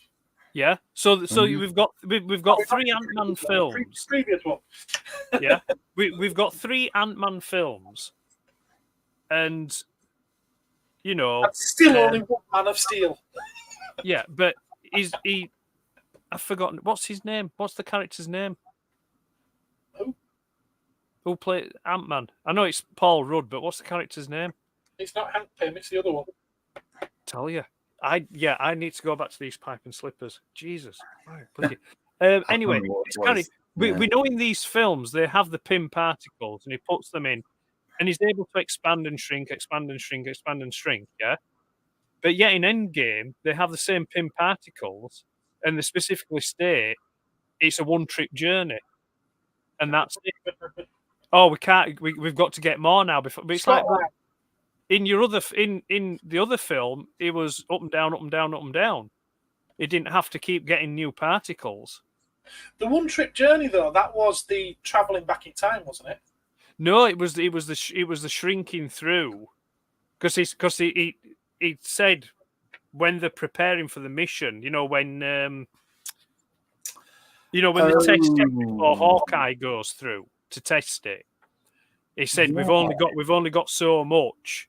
It's basically you've got to because it's one tube, one trip. Because they have to shrink to go quantum to go back in time, then come back up to normal size, I guess, don't they? So they need Pym particles. But wouldn't they have had a continuous supply of Pym particles because Hank Pym was still around? Was it Hank Pym? Was still around at the time when they were actively being Ant-Man at that point. So they had an ongoing supply, presumably, whereas they didn't during Endgame. Yeah, but what I mean is in the Ant-Man films, he shrinks, grows, shrinks, grows, shrinks, grows. Yeah, you don't see him reloading, do you? Yeah. No, he never reloads. He's just got the one. You see him put the one in at the beginning, and that's it. And he's just up and down, up and down, up and down. So I mean, I probably maybe the movie expects us to assume that he keeps recharging or he keeps reloading. Yeah, that's because I was thinking. That's what I was thinking. Yeah. Yeah. So once he was out of the picture, they only had what they had. But I think Ed's point is that it's a question of are you using up a certain amount of particles every time you shrink? Because like I say, one of those vials of Pym particles in the other movies, he's able to shrink and shrink and expand, numerous times. But in Endgame, it gives you the impression, or it tells you that one vial means one go. So maybe it's just to add tension within the movie, or raise the stakes of it and things like that. I've not felt the need to go back and watch them. No, but you see, that was the other question that I had about it as well. Is that the explanation of how time works in Endgame and Infinity War, yeah, about if you go back in time and it branches off and this that. Well, that surely should mean that at the end of Endgame, Captain America wouldn't be sat on that log for them to catch him. No, that does work, I think, because the way that she described it, or the way it was generally described, and they're talking about offing Thanos as a baby and all that sort of good stuff. He went back in time, so that back in time became his personal timeline. So he just went up that timeline with everything else sort of happening around him. So you could do that because he simply didn't ever jump forwards again. So he didn't shortcut. Yes, but Hulk explains that by going back in time and staying there, it creates another timeline. Well, I imagine that what he did was just keep the hell away from everything. So he minimized. But he didn't, though. He affected the future because he ended up going with Peggy, didn't he? Yeah, but we never ever see him with Peggy at any point, nor is it apparent to anyone else around that he's still around. So I think he must have kept himself top secret right up until the point that he reveals himself only when he's already left that timeline. And then he effectively reveals himself after he's already not there. And then it's safe to do so because he's now just where he should be effectively. And he hasn't interfered with his then current self, even though he had a big long gap, because of course, in theory, obviously the Captain America wasn't around for a great big chunk of time anyway, so he couldn't have run into himself and influence events in that way. So all he had to do was keep his head down and not reveal to the wider world that Captain America was actually still around during that period, which is an interesting one because that's quite a trick. But you could in theory do that. Oh, Salacious, Salacious in the chat, and he's doing upside down the wording. Salacious had some pin particles at Roxy Disco in Sheffield. For about 5 hours. I just had a theory actually about the pin particle problem. When you think about it, let's say that one of the vials does a certain number of trips, but the whole bloody Avengers team were bouncing around using whatever vials they had left. So maybe they were only able to part charge the suits. So they only had a certain number of jumps they could do collectively, because they were rather than just an Ant-Man suit, they had 7 or 8 of them going at the same. Maybe they were all. No, that's an interesting point, because on the build-up before they do the mission, the time heist does one, doesn't he? Yeah, the time heist that Scott Lang calls it. I think he said they've only got 3 vials. And then obviously he makes that mistake by shrinking himself and coming back up again. He says, right, we've only got 2. But then later in the film, you see the collective Avengers team all in the suits and all shrink. So, yeah, have they divvied up what was left, or have they managed to somehow find some more pin particles? And, And is it the suits they're actually doing yeah. It's the pin particles and the suit that affect the suit that shrink them down. Yeah, because that was the problem in the first Ant-Man film with the wasp with the bad guy. He hadn't figured out that the key to helping you to shrink down was the suit, because he was trying to shrink down the actual person, and it just kept splatting. So he didn't. Because he'd managed to shrink the suit down, but he'd not realised that the person needs to be in the suit to shrink. So, look what happened to him. He became the worst CGI version of a character we ever expected to see. MODOK. Yeah. What was the other one? Yeah, MODOK. Terrible. Yeah. That was. How could they get that so wrong? Yeah, that was interesting. Yeah. So, but yeah, I mean, it's. I suppose turning your mind off entertainment-wise, they're okay. But I suppose, like a lot of things, if you start pulling them, picking them apart, then it doesn't take long to find faults or problems or things, things of that nature. So, but yeah, it's just questions do come up. You just think, how did that happen? I mean, it's like recently I've started watching Star Trek Next Generation again. Oh right. Been working my way through that, and the first 2 or 3 series of that are just so difficult to watch. The end of season 1, I'm surprised they managed to keep going. Because that was so not Star Trek. That end of season 1 ending.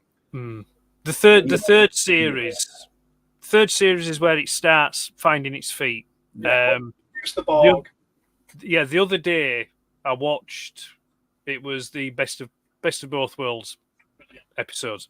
Yeah, and as I was watching it, I thought it's amazing. I mean, obviously they're still finding the feet with it, and they're still creating the lore and the universe at that point as they go along. And it was just interesting how easy that they were able to revert Picard from Luke Locutus, so reverting back to being human. They kind of like perfected it again a bit when it came to Danica Hansen, 7 of 9, when it was her turn. But the impression that you get from the movies, like First Contact, it clearly states it. Once they're assimilated, that's it. You get the beyond help. You can't bring them back, because he tells them, if you see them, kill them, because you'll be doing them a favour. Well, I think there was supposed to be something special regarding Locutus, wasn't there? It wasn't supposed to be just a normal assimilation. Was it not? No, because he was supposed to be an equal to the Queen's, that she would have a sort of companion. So there was the implication that somehow he would be special. But no, as you rightly say, I mean, it was the first time they'd seriously thought about de-assimilating someone. And they just logicked it at that point that it should be straightforward. But then, even Seven couldn't have all her implants removed. No. Even with slightly more modern Federation medical technology, the Doctor couldn't do it. So you do sort of wonder whether or not Picard just got lucky with what they'd done with him. Or whatever, because obviously all the drones get modified in slightly different ways. Yeah, but and then apparently, you had Hugh, didn't you? Yes, there was Hugh as well. But the interesting thing is going to be on, but you're welcome to join us, and we'll see how we get on. Indeed. The link up there. Apparently, they went into Best of Both Worlds Part 2, not knowing how they were going to resolve it, because they made the Borg so strong, somewhat inadvertently, with the first episode. They weren't actually sure going into the 4th season how they were going to fix it.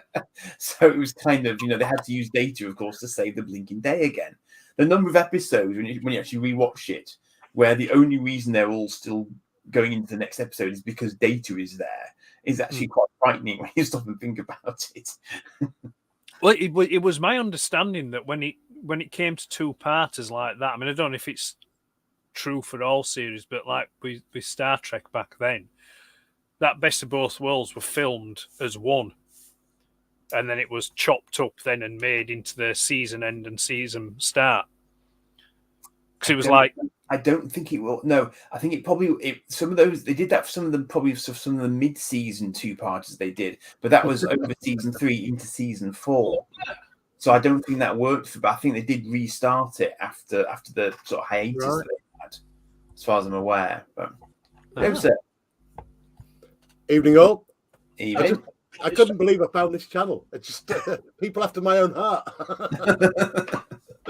Brilliant. Very cool. How did you find us?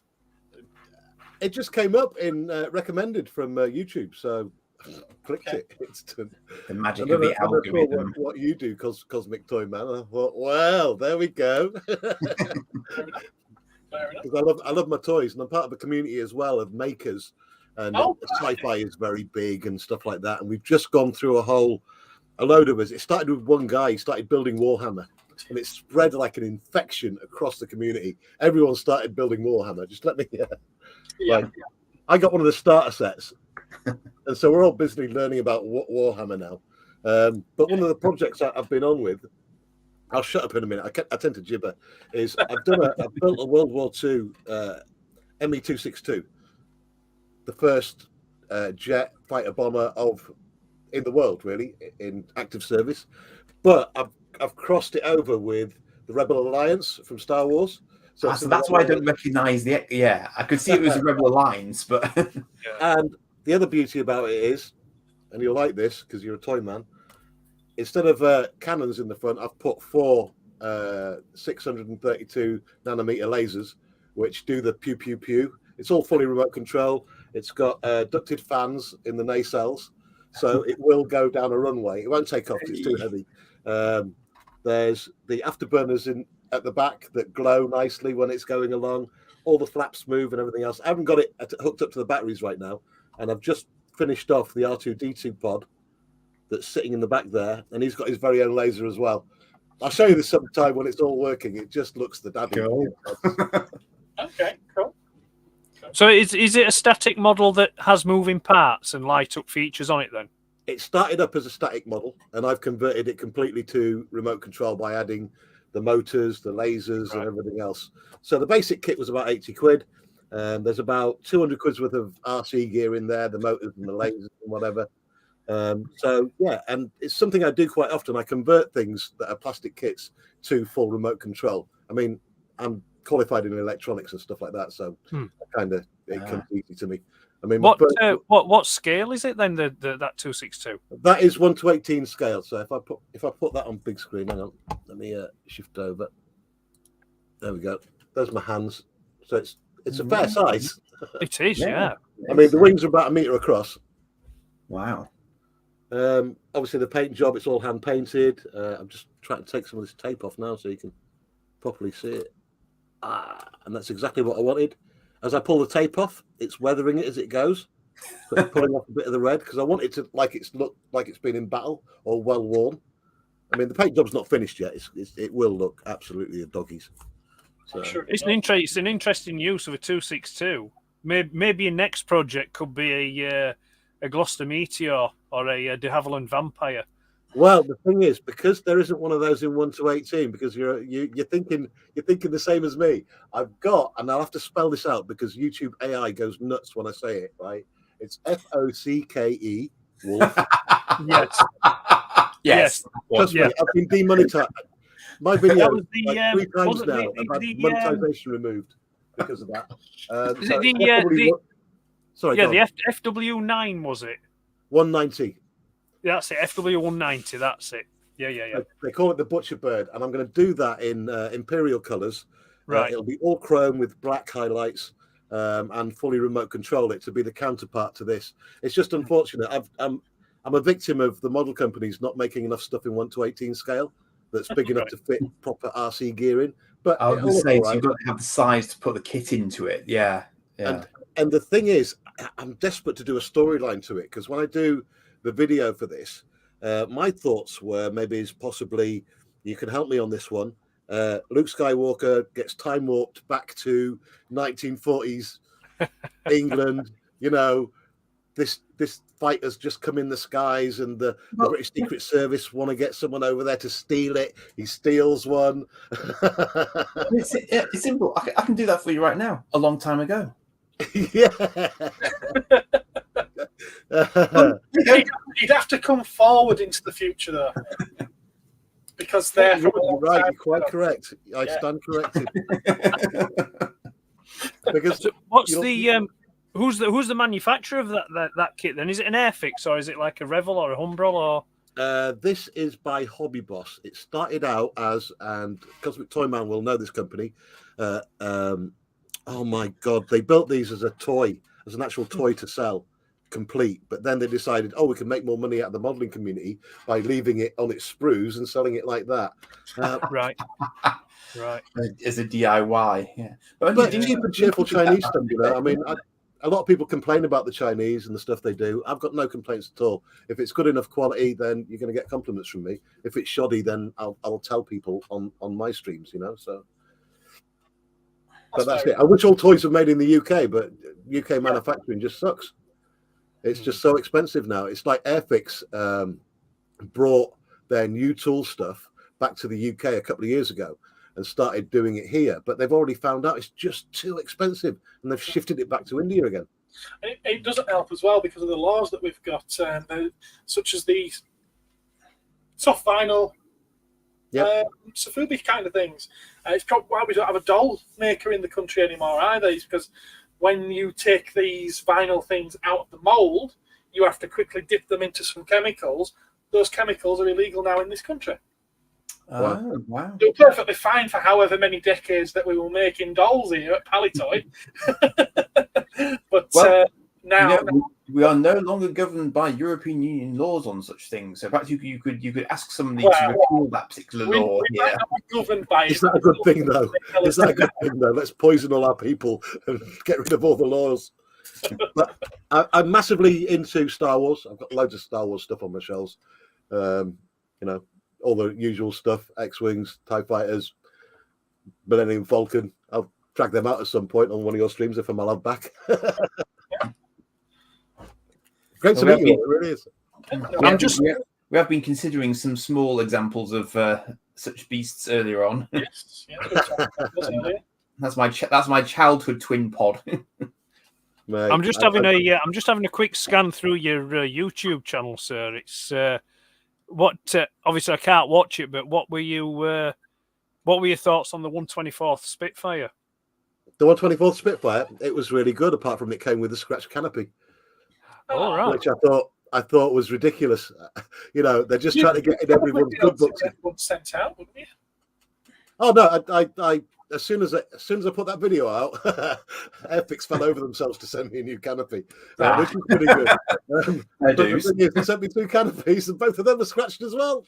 No, I kid you not. It's not a feature rather than the flaw. But as all my modelling friends said, you're a modeler. Just buff it out, and they're quite correct. But you know, you don't buy a new car with scratches, do you? No, you don't. No. And it's not a cheap kit. It's 90 quid, so you expect it to be right. Wow. And the unboxing was shameful. I mean, there was no bags, no protection for the model inside. And I thought, these days, you can't get away without a good unboxing. You buy something that's expensive, the unboxing has to be an experience as well, you know? I don't know if you guys feel the same. You buy a new iPhone. I don't know if you're iPhone fanatics, but you open that and that's, you know, half the fun is unboxing the damn thing. You know, the quality of the box is as good as the phone. You know, and I compare it to other companies, other toy companies as well.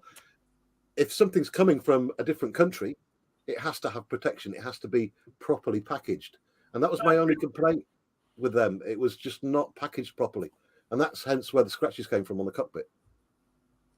But as a model, it's fantastic. Their new toolings are so detailed. The model is so precise. You know, there's no big gaps down the seams anymore. The details on it, from the rivets to the panel lines, just sublime.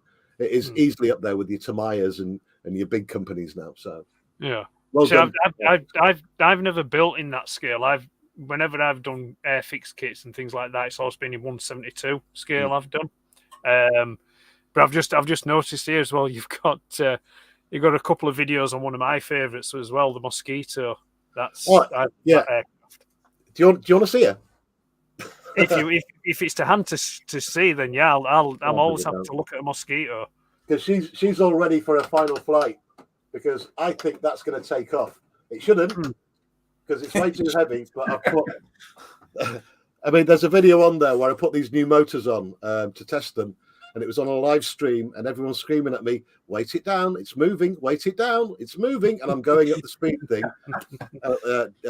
1% power, 2% power, 50% power, going up there. Got to 85% power. It flew off the desk. I went to catch it with my hands. Bad idea. Gashed up all my fingers, stitches. Nearly took my thumb clean off. And this is just brushless motors that I did not know it had that power. It's in my live streams. It says warning contains blood, and it's been clipped that many times by my friends. Every time I think I'm being clever, they'll show me that clip. Oi, idiot! Remember this? I'll bring it down. I'll show you. Okay. Well, while you're doing that, I will just read this chat from Salacious Rob. Are you really? His mum, she's a randy old gut, gagging for it and desperate for Picard's man-seed. She also does ASMR on Star Trek computers. Babylon 5 for an episode as well. Yeah. Troy's mum was Roddenberry's wife, wasn't she? Correct. Yes, I met her actually. Well, Majel Barrett. Yeah, Majel Barrett. Yeah, she was at a convention I went to back in '95. Let's pop you back on big screen, sir. The canopy's not on it at the moment because it keeps on falling off when the motors ramp up because it vibrates that much. But yeah, those little babies there chopped my fingers off when I tried to catch it. The undercarriage, it kept on collapsing because the model's just too heavy. So I built aluminium struts there just to keep the wheels on. The underbelly's not on at the minute because that's where the battery goes. But this is going to be an absolute beast. I've already got footage of it going down the runway, and I couldn't keep it straight. So I've had to redo the wheel at the back, the steering wheel at the back, so she'll go in a straight line. But when she did spin round, she did actually lift off the ground. So I've got hope that this will get some air. Stupidly powerful motors. I mean, just crazy the power on them. I can't explain it enough. But yeah, that's all going to be done this summer. As soon as we get some warm weather, she's going to get a final run. But I built 2 of these. I did a Tamaya one, 1-48, put motors in that, and threw it around the garden for a while, realizing that there was no chance I was going to get center of balance on it. So I thought, right, I'll invest the money, 170 quid off of eBay. This is out of production now. That's why it costs so much. Its usual price when they put it in is about 110 quid, 120 quid. So yeah, I went up a scale, got more power in there, and it should go. But you can see I'm a toy man at heart. If it don't move, I'll make it move. It's often made to be played with. Is that right? Yeah. Yeah, But like I say, you guys should have more subs on this channel, because I've looked through your stuff and it is.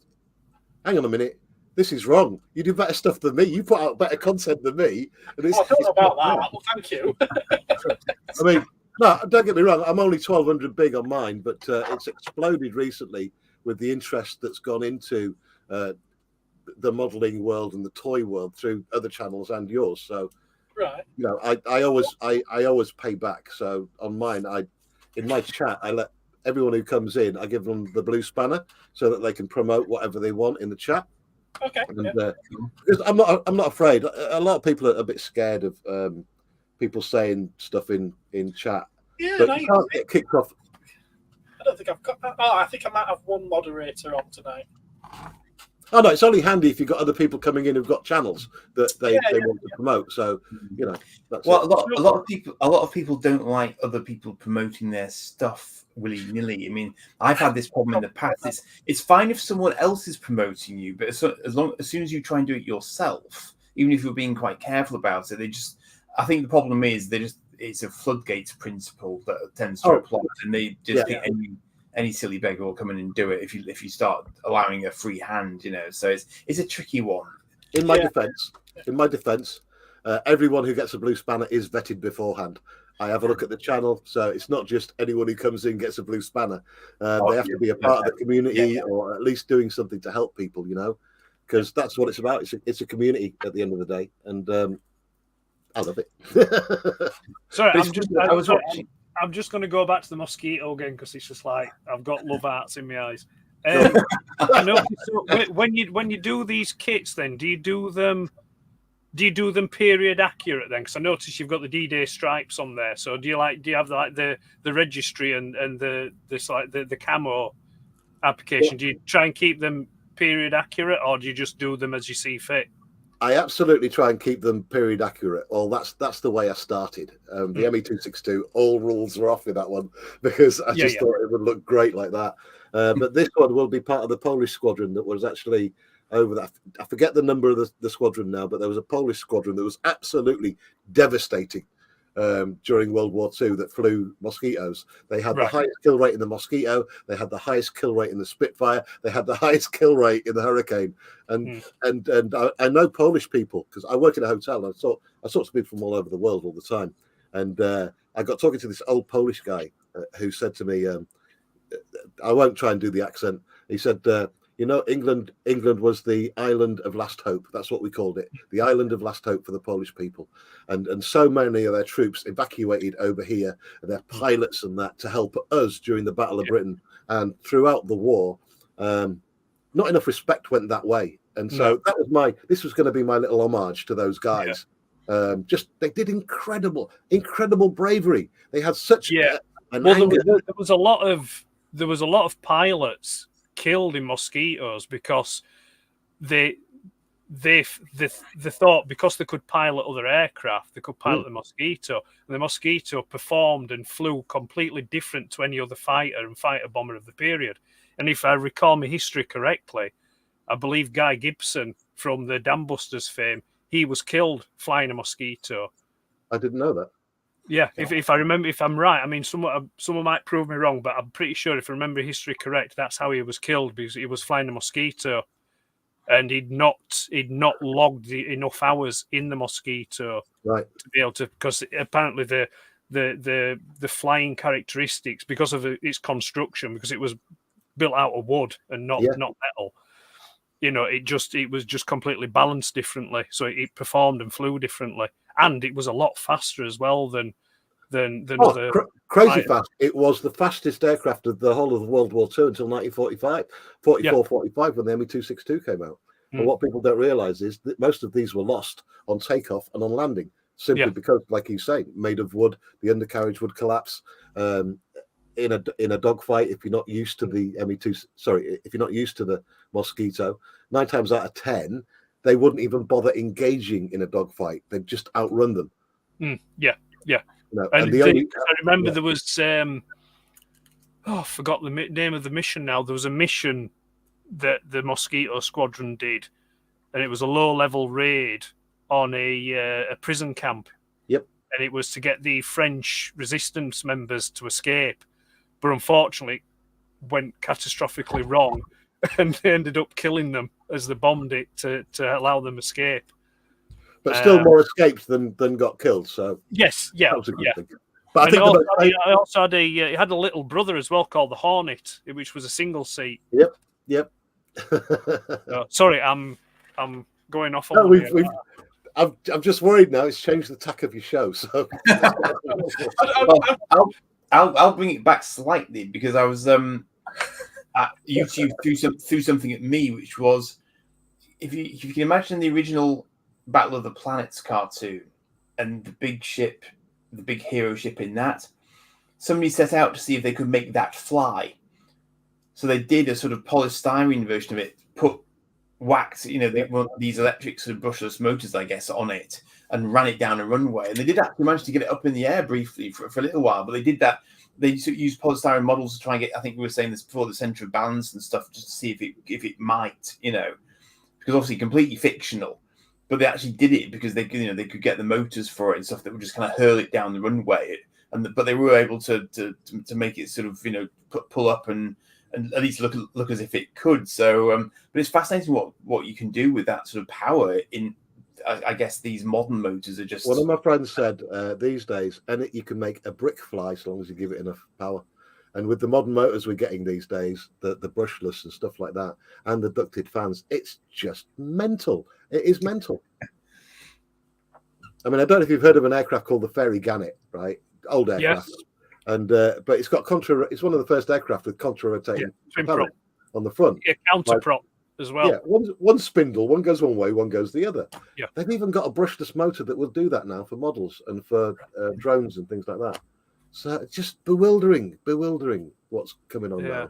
I've got a load of photographs of me at air shows and air bases in front of all these aircraft. There used to be a place in Cornwall called the Aero Park, right? A place called Helston, and they had a Fairy Gannet there as the kind of like the gate guard, and it was in the Fleet Air Arm colours, so like the dark blue top with the pale underside.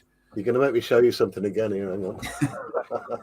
No, my son's really into all this stuff as well. I've gone down to air shows and stuff with him, because in fact we're going to one in July. That's the one. Yep, that's the one. Coming up with summer build, this one. Absolutely. I mean, that's the kind of aircraft, when you're actually up close to it, you look at it and you think, how the hell did that fly? Yeah. It's like strapping wings to fry a tuck. It's just like, amazing. And then there was, we used to drive through a place called Kemble, and at RAF Kemble, the gate guard was a Gloucester Meteor that they had there. That's now at the Gloucester Airport. It had been restored because it had been allowed to get in quite a poor state. It had been restored now, and it's on display there. But yeah, they had all these aircraft, like the Sea Vixen, the Supermarine Seafire, and all these, these obscure ones. A Buccaneer, they had a Buccaneer as well. Yeah, it's just like, my bedroom as a kid, amongst other things, were just full of all airfix kits as well. All these planes and things. But it's undergoing a massive resurgence now. The modelling thing, right. It really is. It's really exploding. Sadly, not amongst the kids, but it's become a real adult hobby. You'd be surprised. There's channels out there with 1 million subscribers doing models, and 250,000. I'm I hope to be there one day, obviously, as we all do. But the whole thing for men in their man caves, I think it's like, you know, we can have our. I mean, I never grew up, so if I was to point my camera down my shed, you'd see exactly what I mean. Just shelves of toys and stuff from my childhood and things that I'm into. Just racks and racks of them. I'll show you them at some point. So do you say then they're not getting, like, the model community is not encouraging the younger, you know, the kids then into it? Oh, we try, but it's still that thing of dragging kids away from video games. You got your video games, which are a quick They're fix. not really receptive to it. Yeah, it's video games are. I mean, I even got into it. I mean, I'm a computer person as well. So from 1995 onwards, that was it. You know, Windows, Linux a bit later, but you know, iOS, all that stuff. I got into gaming as well, and I suddenly realised after being on StarCraft and Star Wars: The Old Republic for such a long time that it was such a waste of time, utter waste of time. You put all your effort into your guild, you put all your effort into arming up your guys and getting a good record on PvP, but what does it mean at the end of the day? Absolutely nothing. It's brought you nothing. You've got nothing at the end of it. Then the game goes defunct and you've got nothing after that. So you put all your time into a game that's giving you nothing. So I thought, right, I'm going back to modelling. And that at least gives you something after your effort. You've got something to put on your shelf. You've got something to hand down to your kids. You know, and on the community, I mean, we do try and bring kids in. I mean, I think the youngest person on there is 22, you know. And they're all trying to bring their kids into it. But the lure of video games is just insane. I mean, mine was into Lego for quite a while, but Lego is big in the community as well, mate. As a we take it seriously. Lego, it's not any kind of thing. Well, Airfix did a series of like Lego kits or Lego style kits. Oh, the snap kits, kind of. No, they were actually, they look like Lego bricks. Oh, yeah, they still do them. They still do that. Yeah, I've got the Spitfire and Messerschmitt. Yeah, you know, the 109. They're really good, by the way. They are really good for what they are. And the price point. He's grimacing. You know, I mean, they're quite basic, but once they're assembled, you know, they do look nice. I mean, I would assume they'd look even better if you put a lick of paint on them as well. You could probably paint them up to make them look really, really good. I don't know if I can do this, but I'm just going to try and share my screen a sec if I can. I'm not critiquing the end results. It's just the all, to me, Lego's Lego, and model kits are model kits, and never should the two meet. Can I just try and share this, Gareth? I don't know if this will work. It's a fusing of interests. There you go. See that? That's a Catalina. Catalina. Yeah. That's a Catalina flying boat. Yep. Because now that I couldn't believe you could actually do anything. I'm just trying to remember where I was. It's quite a big airfield. There's an air museum next to it as well. The name won't come to me. Duxford? Yeah, Duxford. Yeah, Duxford, yeah. So then they've got a really impressive range. You know, my son's hoping to be a pilot at some point, and he does know his stuff. So you know, I take him around these places, but they had some really good, you know, old fighters doing a sort of fly past and stuff on that day. So it was, but again, it's just nice to get him out doing something that, as you say, isn't video games from time to time. So yeah, they'd been at one point they got retrofitted to be used for, I think, what, forestry service, to, you know, like to as firefighting. It's incredible looking plane. I mean, just you know, I think it was was it a torpedo or a submarine hunter or something at one point? I think the Catalina, I think it was like a reconnaissance. It was like a spotter plane. The one that did the one for the Allies that did most of the, like, you know, for the submarine, anti-submarines and things like that, were the short Sunderland. The Sunderland flying boat. It's probably one that you've seen, but just can't quite picture. But that was a really nice flying boat. You know, if I remember rightly, Sunderland was way bigger than the Catalina. Yeah, a hell of a lot bigger. Huge aircraft. I'll tell you what, I can flick through some of the pictures if you're interested. Yeah, I'll look at the pictures of airplanes. I'm really sorry. I've come in and I've changed the entire direction of your channel. Well, it's all right. It's to hear different voices. It doesn't happen very often, so let me try this. I think we'd certainly got to a point where we were struggling to think of something to talk about for the rest of the evening. And I was wanting to talk about the new Dune movie, Dune 2. Okay, we can do that too. Just be careful what pictures you put up, Andy. Okay. I know. It's all right. It shouldn't be anything untoward. Uh-huh. I think you're okay on YouTube with pictures if you're Hurricane, Hawker Heart. Take care, Mario. That's the that looks like a Grumman does that. Oh yeah. It's a Grumman Hellcat, I think. Oh, not interested in that. That's too new. That's the C. No, that's a C Vixen. That's a Vixen. Is that Venom? Don't Yeah, it's the Eurofighter, isn't it? Yeah. They have the Vulcan. Spitfires. They have the Vulcan at Duxford. I've seen one, but I don't think it was there actually. Right. Some of them more obscure, as I recall. There could be one in the actual Air Museum. I don't know. Oh, that's an Eagle. That's an F-15 Eagle. Yeah. Starscream. That's a Phantom. F4 Phantom. Yeah, there it is again. Yeah, that lovely aircraft, the Phantom. Yeah. It's McDonnell Douglas that did that. 810. Yeah. I'm going to have to visit Duxford at some point. The Warthog. Yeah, squeal, little piggy. Oh, that's the B-29, is that? Stratofortress. Yeah. Stratofortress. Huge thing in the middle of it. Yeah. The American Air Force still use those. Oh, that's the... Sorry, if I'm going too fast, let me know. That's right. That's the... Oh, hell, come on now. It's the...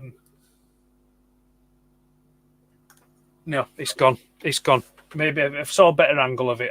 I know what it is, but I just can't think of the name. I see a Liberator over there on the far left, and then that's a Dassault Mirage that's just in front of it. Blackbird, yeah. Super Fortress there with its and a Douglas, a DC3, sorry, the Dakota. Oops. Oh, that's the MiG. Yeah. Oh, MiG. No, it's gone. I know it's a MiG, but I can't think which one it is. It's one of the early MiGs, that's for sure. Yeah, that's a Buccaneer. That one with the red and white stripes, that's a Buccaneer. Yeah. The Buccaneer was specifically designed for low-level flight over water.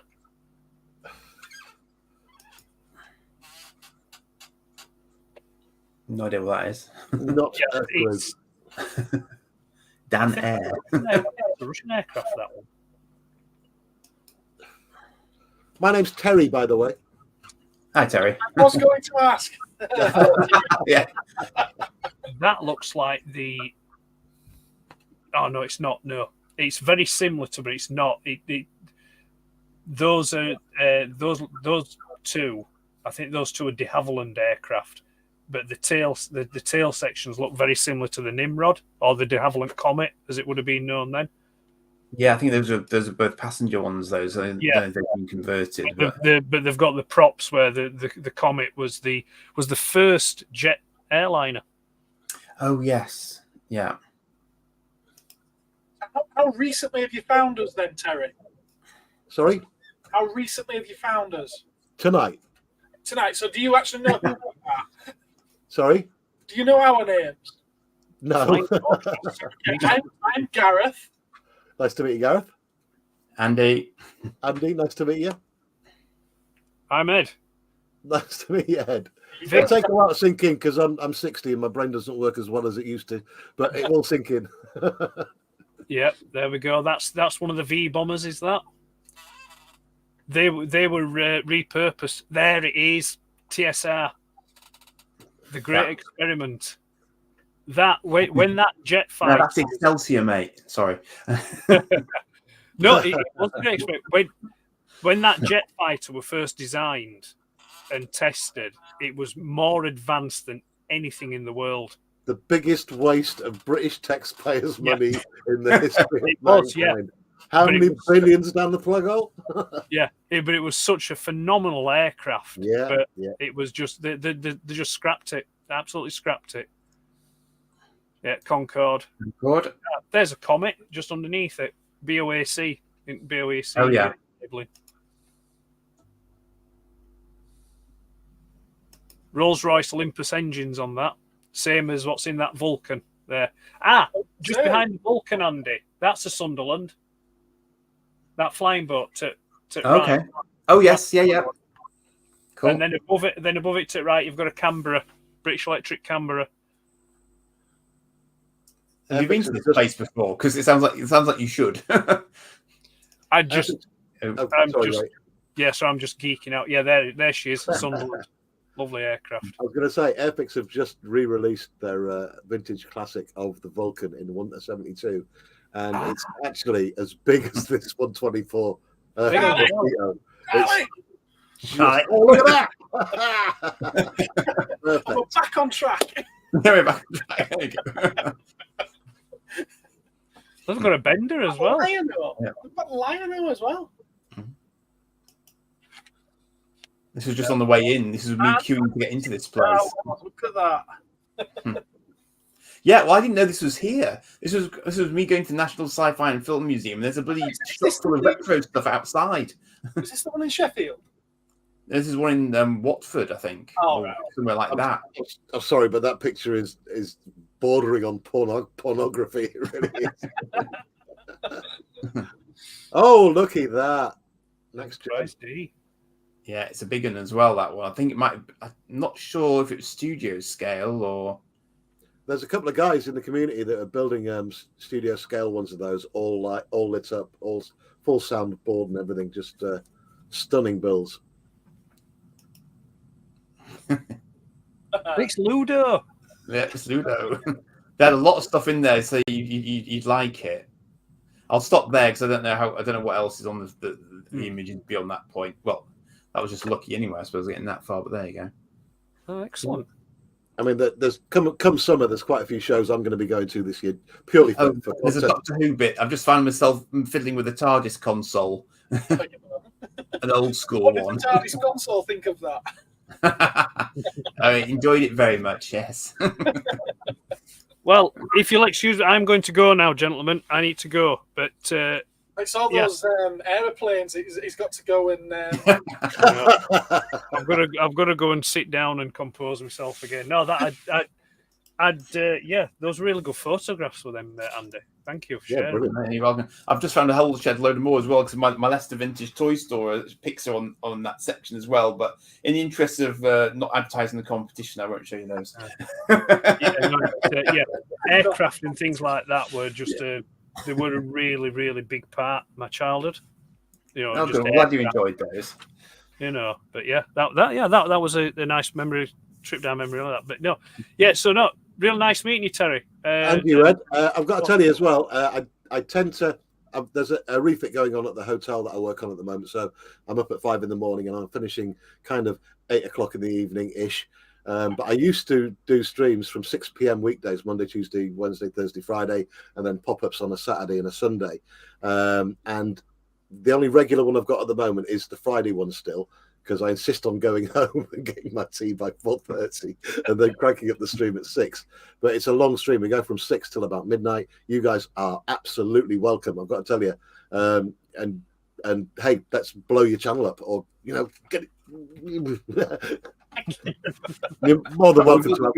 We've all got our own channels as well. So yes, any advertisement is very welcome. No two ways about it. You put your links in and you'll instantly get 30-40 new subs within a couple of days out of the links. It's what How long have you been doing this then? Overall, I mean, I started the channel 3 years ago, but I only used to do stuff in summer.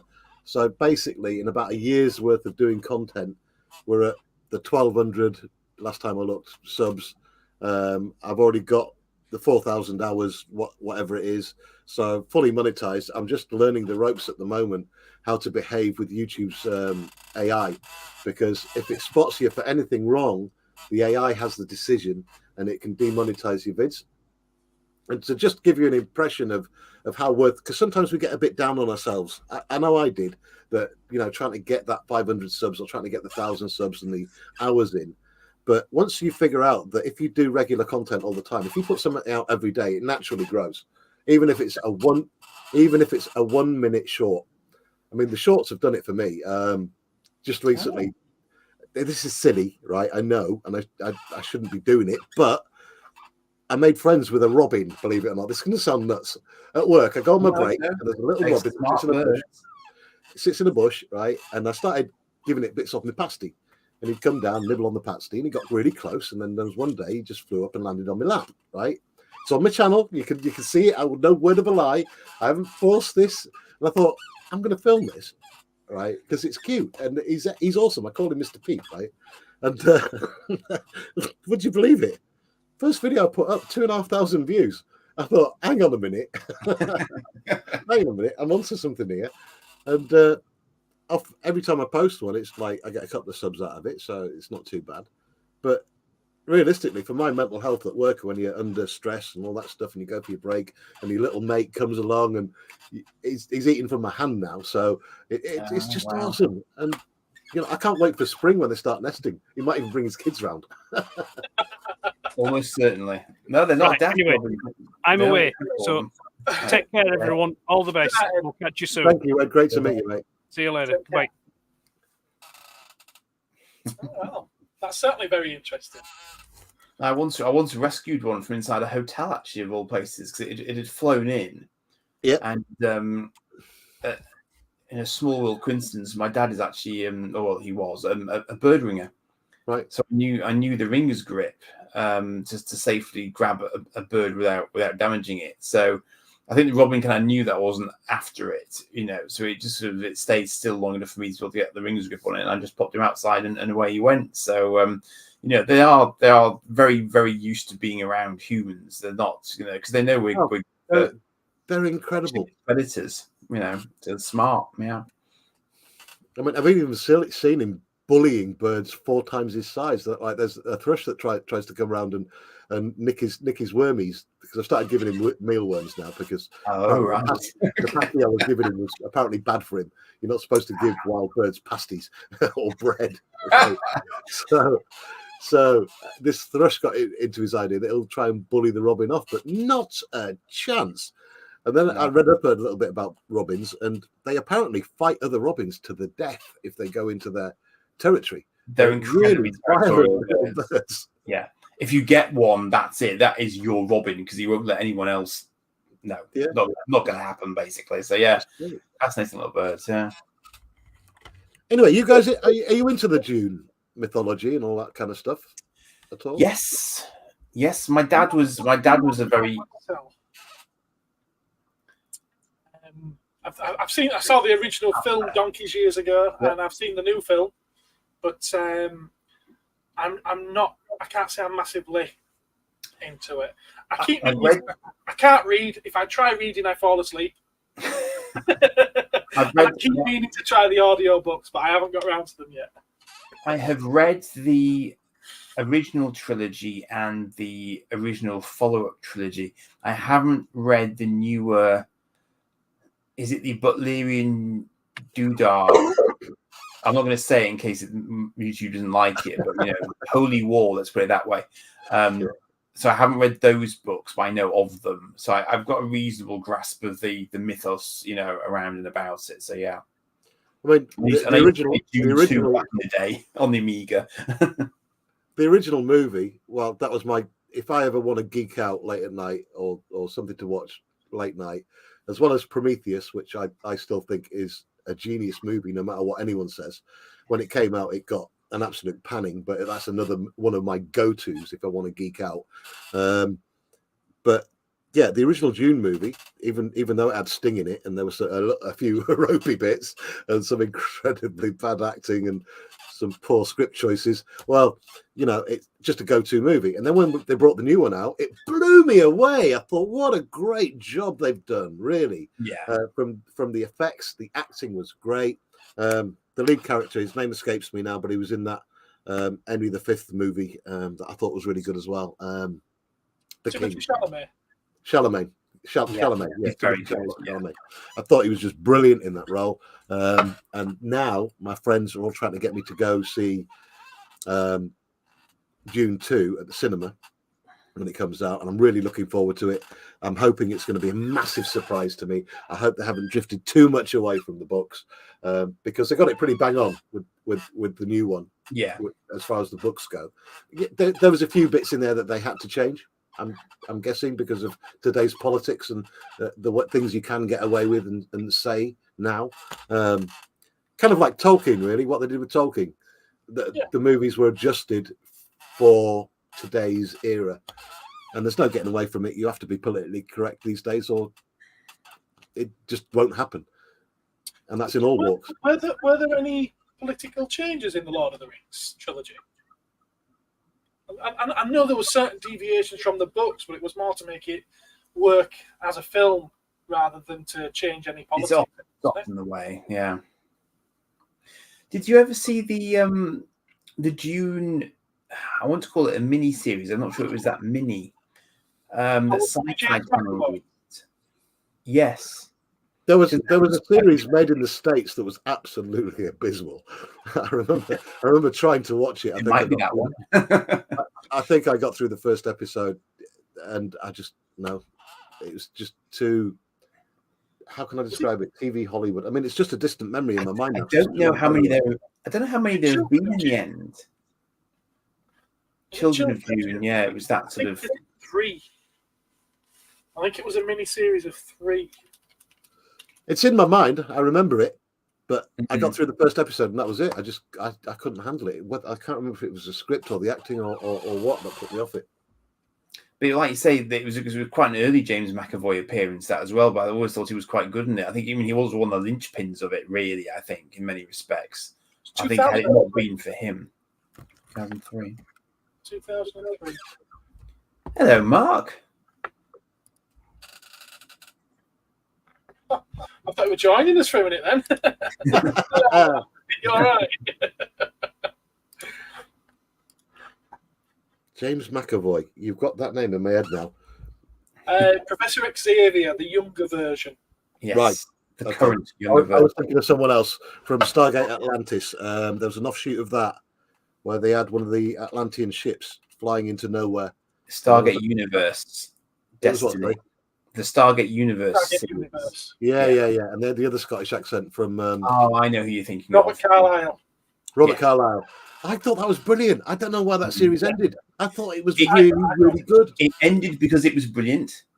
Because the shows that really appeal to people who like that sort of show don't appeal to the vast majority of other people. Therefore, they don't sell and make money. Therefore, they get cancelled. So, Firefly and all that sort of good stuff. You know, it's yeah. I was about to say Firefly. Criminal cancellation. Absolutely criminal. Space Above and Beyond. Was that cancelled? I thought it just ran its course. No, it was cancelled. It got ended on a massive cliffhanger. Did because it? they knew damn well they were likely to get cancelled. So they decided to stick a finger up and do it on a cliffhanger. So they didn't have a nice, neat package for them. UFO. Yeah. This is where Mark starts reeling everything off now. Funny you should mention that. There's a couple of guys. One of my friends, Lindsay, is building I don't know, it's about yay long, that kind of cargo-y ship. I forget what they call it now. The long white. Oh, look at you. The Eagle from Space Eagle. 99. Yes. Space 1999. Sorry, I've got. Forgive me. Yeah. Criminal mistake. No, very, very, very close together. So completely understandable. It's still Jerry Anderson, wasn't it? So yeah. Well, some people consider Space 99 to be the sequel to UFO. I do. Sort of. Yeah. Coming up to March, I do a show, a standalone show, on a Saturday night called the Show and Tell Show. There's a few episodes on my channel, and basically, people come together to show us their passion, what they're really excited about, and they talk about whatever it is for about 5 minutes or 4 minutes, however long, and it's quite well supported as well. And there's been, what was the name of the ship? From Galaxy Quest. The ship from Galaxy Quest. One of the guys, what was his name? A guy called Bob Boosking. Shout out Bob Boosking. incredible modeler. He built it all lit up, sound effects, everything. Like from a kit model, put all the sound effects in, all the lighting. It's just stunning. In fact, I'll be allowed to show you it because he's given me copyrights. Can I show you it? Can I present? Yeah, of course you can. I'm just trying to look at this this Galaxy Quest ship was the Protector. That's it. Oh, that was called. Okay, I was struggling with that. I couldn't think what it was called. Oh man, wait till you see this. It's like it's seriously like studio scale. Right, Bob, what have I done with you? Bob. Oh, you're going to be presenting it, right? Okay. Stuck you on big screen. Oh, actually, I don't have to. I'm using OBS, so I can just stick it in there if you want. Oh yeah, you've got virtual camera thingy. What's it? Yeah.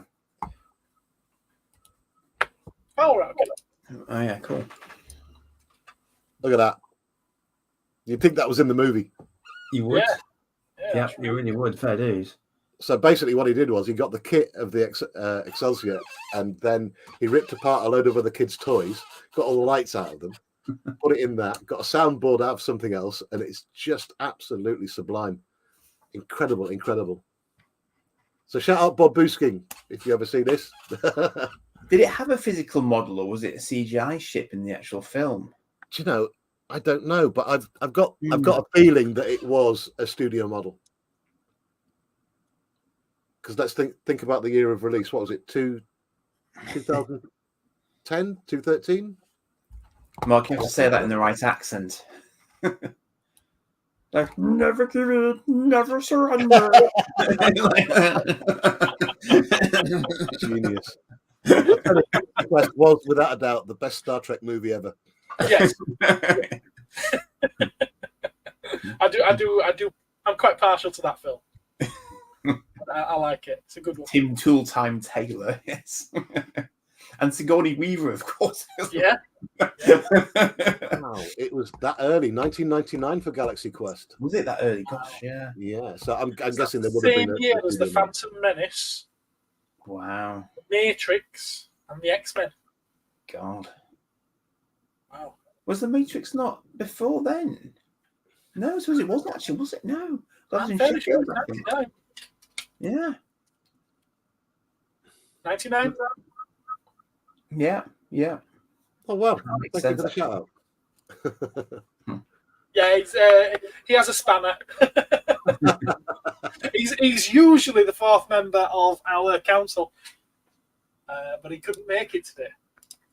As I say, you guys are welcome on mine on Friday. I mean, there's 10 spots. I've got the full 1080p version, and I stream to at the same time as doing YouTube. I stream to Twitter, X, Instagram. What's the other one? And Twitch. So Twitch, yeah. Well, this goes out to Twitch, but we hardly ever get any watchers on it. I think I only get one or two. There again, it's about consistency with Twitch as well. Twitch are really pushing for normal people streaming rather than just gaming because they're losing a lot of money on the gaming side at the moment. Okay. Their push now is for normal people like us and other types of streaming to be on Twitch. That's interesting. That's interesting. Yeah. And even Instagram are pushing for it now. I'm still waiting to get under my belt. I think I've set it up, but I don't yet send it out to Instagram. Andy tends to substream to his channel. Ed substreams to his channel. Mark doesn't tend to substream to Blue Harvest Toys. Yeah, I leave substreaming enabled as well, so people can get the hours in for their channels.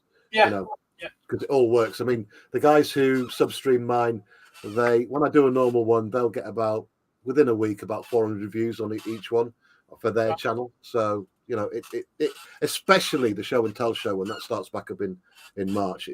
You'll see, you'll love it. If you got stuff to show us, like exactly what you showed us earlier on, and stuff from your shop. I mean, wow, Cool. You'll have people literally. It'll be a pornographic event for them. They will be like screaming. They really will. You won't. We used to do show and tell, didn't we? That's how we kind of started the council episodes with show and tell. But I think every week we just sort of like brought 2 or 3 items, shown it off, and I think since maybe doing that 5 or 6 times, I think it just became whatever we'd got new, we were showing off. Yeah. But yeah, we do this every fortnight. Tend to do a couple of hours, and then every week I put out a video of what new goods I've got in at the shop. Wait till my lot discover this. You'll have 10 people on your panel every night. Seriously. They are all streamaholics. They really are. But a great bunch. Yeah. And if you get my mate Joshy in here, you won't have to read any of the chat ever again. He loves doing the chat. So he's got a proper radio voice as well. He's great. That's the TV series we promised. Was that Galaxy Quest? We're supposed to Well, you can imagine it. I mean, it's crying out for one, isn't it? In theory, you could do one quite easily. stream to your History Channel. I think the TV series you were promised is probably called The Orville, actually. Yeah, again, it was a great show. Yeah, great show. When did I drop off that? Was it mid-season 2? I did the same thing. Mid-season 2. I just stopped watching it for whatever reason. Yeah, season 1 was absolutely fantastic. It was like, this is what I want from Star Trek Discovery. And then season 2, I felt like I was watching Star Trek Discovery. But it still remains the best Star Trek series that isn't Star Trek. It's very clever. Thanks for making this comment, though. I love all Star Trek, all of it. Okay. I love all of it, even the shows that got the right panning. I mean, what was the one with the guy? Oh, man alive! Is it Discovery? Yeah, the dude who did that time travel show. That's set in the past, that has better everything than the future, and then they sent it to the future. Star Trek Enterprise, or just Enterprise. That was it. Enterprise. I thought Enterprise was absolutely awesome. It got the biggest panning in the world. Yeah, but they all do when they come out. People didn't like Next Gen because it wasn't the original series. People didn't like Deep Space Nine because it was too dark and grim. People didn't like Voyager because it was a woman captain. People didn't like Enterprise because it was set in the past, but the special effects were better.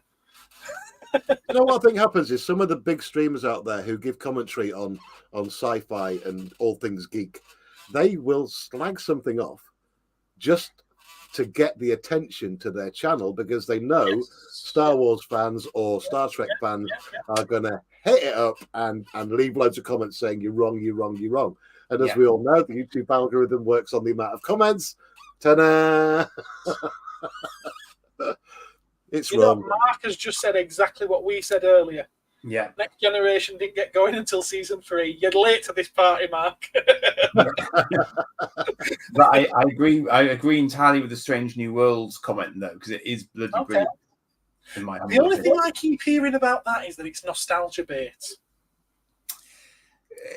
Well, yes, in so much as it's trying to keep some sense of continuity. Yes, it's nostalgia bait, but actually, it doesn't feel nostalgia. It's genuinely fresh because they're not making the bridge look like the original bridge. It looks like you would imagine spaceship bridge to look like given current technology levels and so on. You know, it's not that retro at all.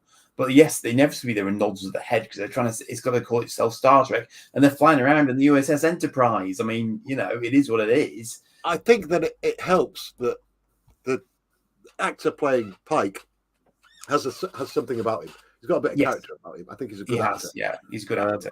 But I just don't think all the storylines have been investigated so many times before. For anyone who's a fan of Star Trek, you know where it's going to go. You know basically how the story's going to unfold right from the first 5 minutes, which is a shame. I think original screenwriting has, especially for anything sci-fi, has gone down the plug hole. I mean, there was a recent movie that was, I forget what it's called now. It was on Netflix, and it was supposed to be a Star Wars movie, and it was called something else. Oh my God, it's recent as well. Last month or so. Rebel Moon. That's it. Yeah. I started watching it, and I didn't know the background to it before I started watching it. And I thought, hang on. We've been here, we've said this, we've done all this. This is cool. Spooky, isn't it? But there again, I enjoyed the movie. I enjoyed the movie as it was. If you're wondering why I've gone off camera, I'm having a cigarette, and YouTube doesn't like it. Oh, okay, fair enough. Interesting. You know, all the ins and outs. I thought you were just picking your nose. That as well. As well. Salty. Yum. And, what kind of setup have you got there to enable yourself to do that? Because I've tried doing a second camera, and StreamYard doesn't seem to let me. Let the OBS will let you set up like a scene and then use that as your video feed, so you can combine. The guru explain to you how simple this is. Right now, well, a few years ago, a camera got released called the Logitech C920.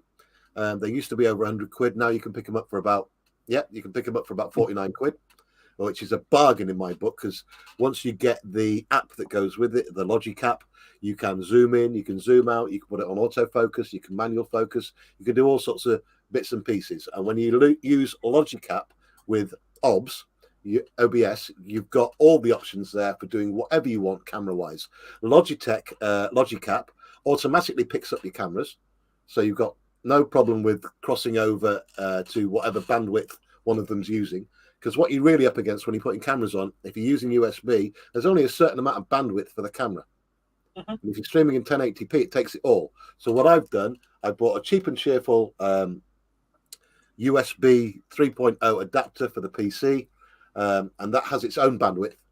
So I use one camera on that, and the other one has enough bandwidth for me to put another 4 cameras on.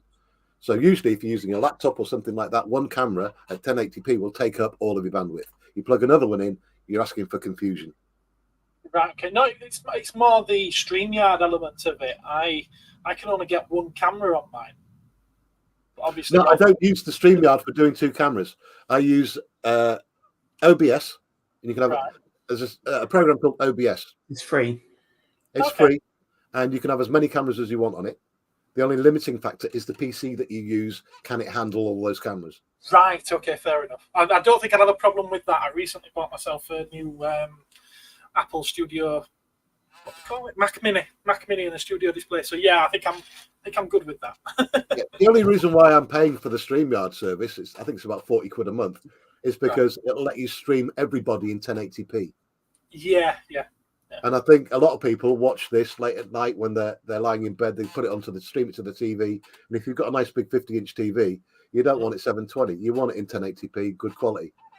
Yeah, I agree. It's something I'll probably be upgrading to in the future. I'm on the 20 quid one at the moment. It's okay. People on the PCs and the laptops and that, it's more than good enough. It's done the job so far, but when I start, for my purposes, I do this twice a month, and that works out a tenner a piece, and I think that's enough to spend. If I was doing it more regular, 2 or 3 times a week, I'd go up to the 40 quid one. But at the moment, it's just not worth my time. I was going to say, as far as the YouTube thing goes, and I'll give you an example, because people complain that, you don't earn a lot of money out of YouTube, but you need tens of thousands of subscribers.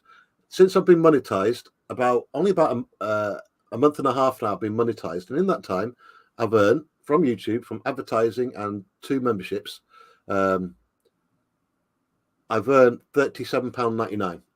Oh, okay, well done. Yeah. So it is worth it. I mean, the advertising revenue is only about between 20 and 30 pence a day, but it soon builds up. And when you consider that I'm only 1,200 subs, that's all. Yeah. Well, as you've seen, I'm at just over 600, and I only went monetized literally just before Christmas. Yeah. And so far, I've earned 81 pence off a £1.99 super chat. Yeah, because that's another thing that is a bit harsh, that YouTube take not most of the money. They took a good almost 40% of any donation. Which they say that they take 30%. They give you 70%. But like I say, I got a £1.99 super chat and only got 81 pence of it. So I don't understand how that is 70%. Because there's tax on it, and they're cut. The only bit they don't take anything of is the advertising revenue. That's why you've got to be really friendly to the advertisers and make friendly content, which your content is. Your content is perfect for AdSense. It really is. All right, okay, fair enough. We'll see how that goes, because so far there's nothing on the ads for it. But like I say, I've literally only just started. I think it was only yesterday that I put the memberships out for people to have a look at. So yeah, a bit of a plug there. Memberships. Have a look. Thing is, I didn't want. I really feel guilty when people donate or become a member. So I put my memberships up really high, really high. Oh, bless him. I went, you're a star. Thank you. £1.62 you've given me now. Thank you very much. Hey, that's a sausage roll at Greg's. Don't complain. Just about. The thing is, Mark will turn up expecting a sausage roll from Greg's. That's the Yes, thing. he will. Well, how many coffees does he get out of it? It's cost neutral. That's one of your copies paid for, Mark. Thank you. But when it, so you've started your memberships now, yeah? Yes, yeah. Have you done all your badges and your I did. Oh, I spent hours making the badges.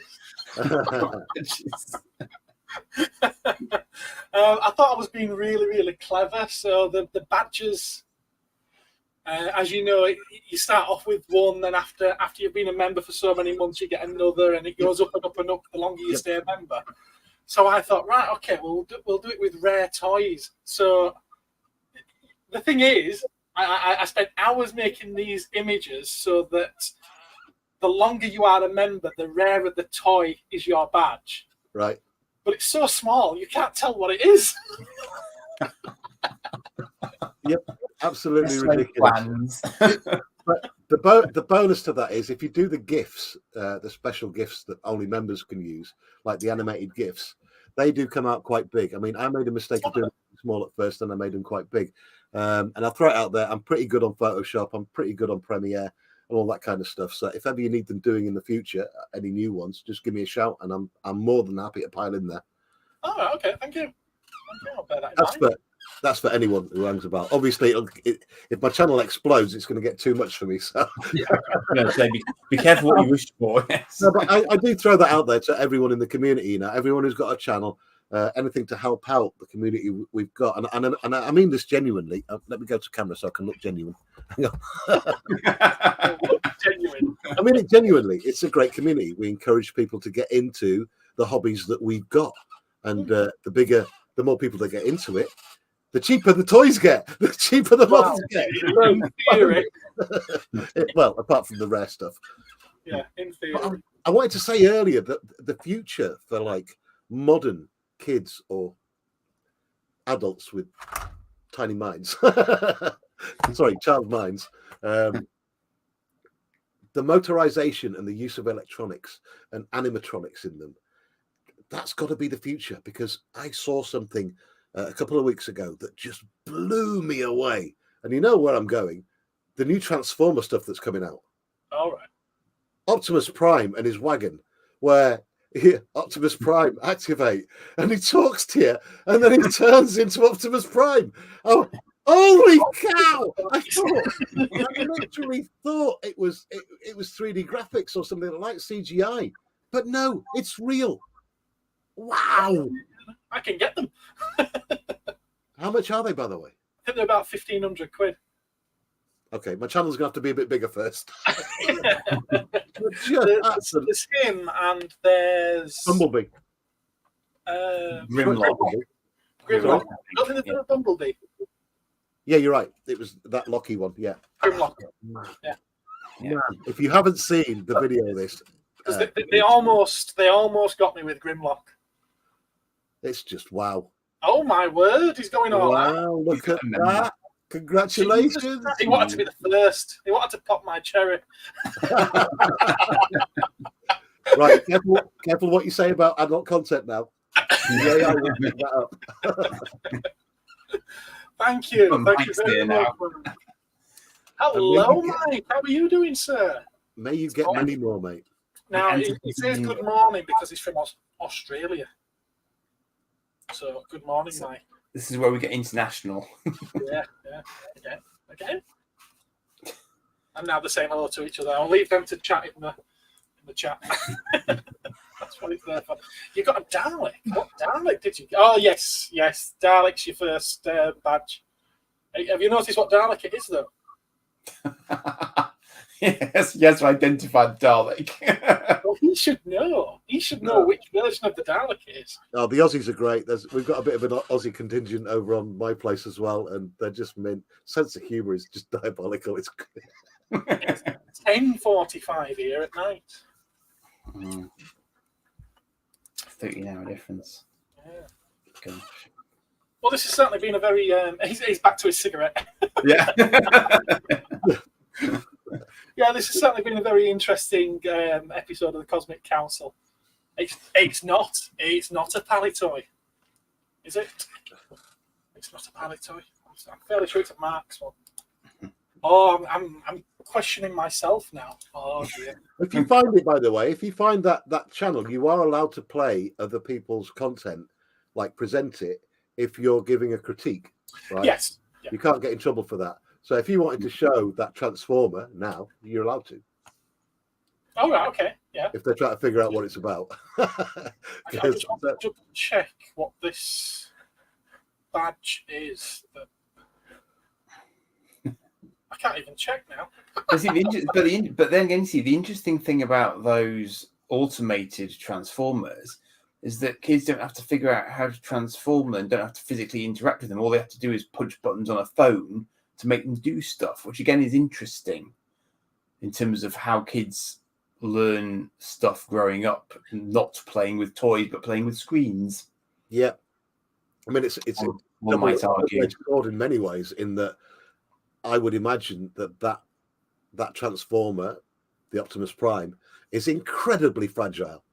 I mean, I do remote control stuff all the time, and whenever you're putting motors and joints into things, especially when it's a mix of plastic and metal, it's not going to be strong. It's not going to withstand, say, a 9-year-old playing with it. It's just not.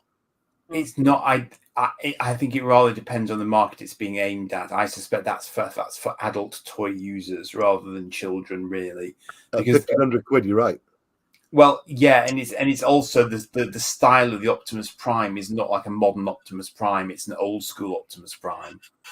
It's very much an 80s Optimus Prime, which is, a kid of this era wouldn't really associate so much with Prime. Not really. Here we go. Oh, it's not So here we are critiquing an Optimus Prime video. Oh, watch this. Get the tissues ready, boys. There we go. It is awesome. I mean, they've done it. I mean, it's basically the cartoon. They've made it the cartoon Optimus Prime. This is not an animation, by the way. This is cool. I'm going to get rid of the music. Yeah, that's wise. It is a piece of... I mean, this is a year old, is this? Because we had this in the 80s. Big Truck could roll around. Big Transform. I had a big track when I was a kid. As did I. Lost all the cards, though. Oh, that's right. It did come with cards, didn't it? That's insane. Look at that. Roll out. I don't know. It does look animated. You're right. It's not animated, I assure you. No, I know, but you're right. It looks it, doesn't it? Somehow, looks like it's stop motion almost. Modern tat, says Mark. Here we go. Transform has begun. It's the voice control that comes with it as well, though. You can give it commands, vocal commands, and it does as it's told. I mean, I think it's a fantastic piece of engineering. Yeah. But I also, we've spoke about this before, and I know exactly where Ed comes from on this. It's like, it's fantastic. You can have a load of fun when you get it, but a week afterwards, what are you going to be doing with it? It's just going to sit on your shelf because you've already made it do everything. And now it's just an expensive ornament. Well, Blue Harvest, modern tat. Yeah. Oh, come on. Really?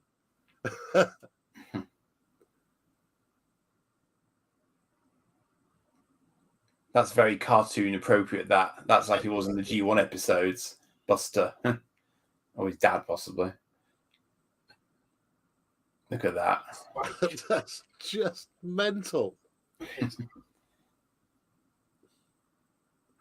a lot of money, though. It's a bragging rights kind of thing, isn't it? Really? Yes, it is. Yeah. I'm not too sure about the cab turning. Yeah, I noticed that. I just noticed that as well myself. I thought, that's weird. But it's sort of because he's sort of shifting his legs, isn't he, to get the turn angle to go. Okay, fair enough. I'll tell you though, if I had one, I would take it everywhere with me. I'd take it shopping. I'd take it to work. I'd make another little trailer for it so I can carry my tools around. There's the Grimlock one as well. Oh, is that the Grimlock? No, this is this Prime. one There is a Grimlock. I'm trying to see if we can. I have to search outside. There we go.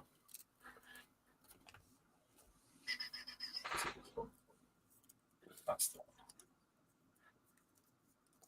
And he talks a lot as well, Grimlock, as I recall.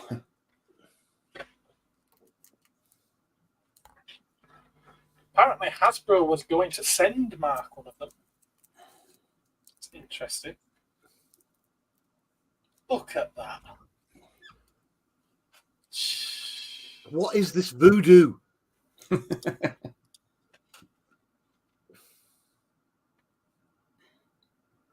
Grimlock gonna munch metal. It's surprising how similar to the original transformation the toy is. Yes. I mean, it's all the right colours and stuff, isn't it? I remember I loved Grimlock. He was definitely one of my favourite Autobots. I think that I had, because he did look like in the cartoons and stuff. Oh God, look at that!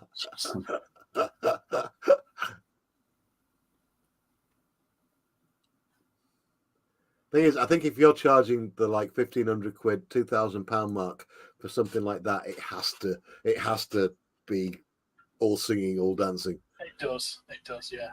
It's got to hit, hasn't it? Otherwise, there's no point. If he had spikes on his back, I'd probably buy it. I knew you're going to mod it, yeah. If it were Grimlock, they'd get me. Sorry, if it was Godzilla, they'd get me. Grimzilla. I was about to say that. If that was Mechazilla, I'd have it straight away. I'd get a bank loan. Yeah. What's with the lights? Oh, right, okay. Different eye colours. Why? It should just be red, shouldn't it? Yeah, I think that in the cartoon he did have blue, if I remember rightly. That's just a gimmick, basically. That's cool. His sword lights up as well. Medium lock. Yeah, he's got the crown. Grimlock.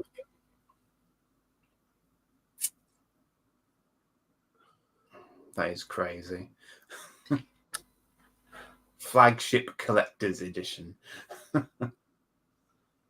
Wow. Yeah. Oh, still one. But you notice at no point do you see children in these adverts. Like new, no children. Kids and video games, adults and our second childhoods.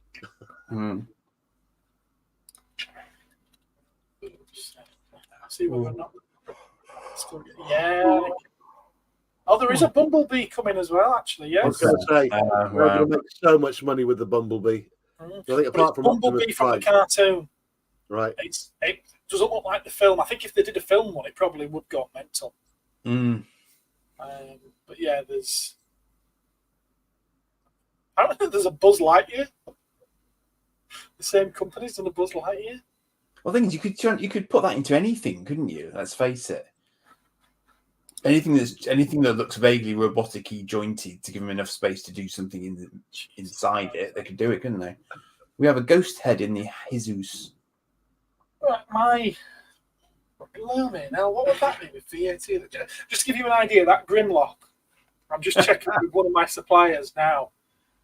My cost price, excluding VAT, is £1,336.53. Wow. So if we add the VAT onto it, it becomes £1,603. Yeah, 1,604 quid nearly. So when you think about it, you've got your minimum 50% markup on that. Otherwise, it's not worth selling it in case you get people sending it back or anything. They're saying an RRP of £1,755. Yeah.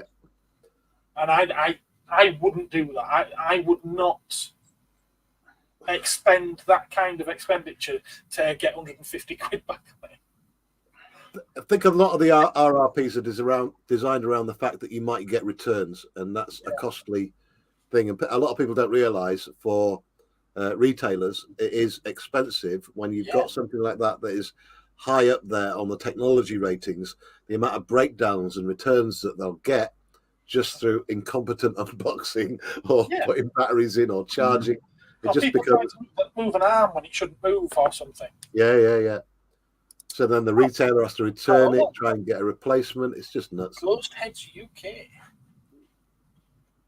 Do I know you?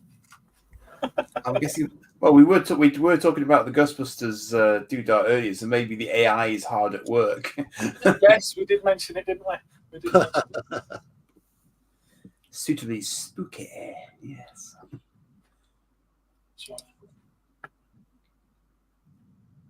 Well, we have managed nearly 3 hours after all. Yeah, I know. We thought it was going to be a short one tonight. I need milk. I've got no milk, and everything's shut now. Tesco's will be shut now. Oh, just as a warning to you as well, if you ever decide to do an extra long stream, last weekend, because I've got a few admins on the StreamYard, when America comes online, I hand over to another admin usually. If I've been going for like 3 or 4 hours, I'll hand over to another admin, and they keep the stream going for the American audience, right?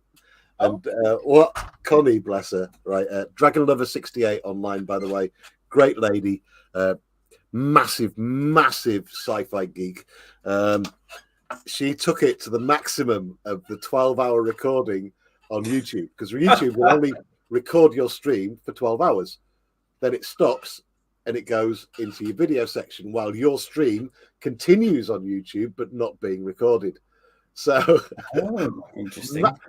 They went on for another 4 hours past that. So a 16-hour stream that went from the UK audience to the Australian audience to the American audience. It was just mental.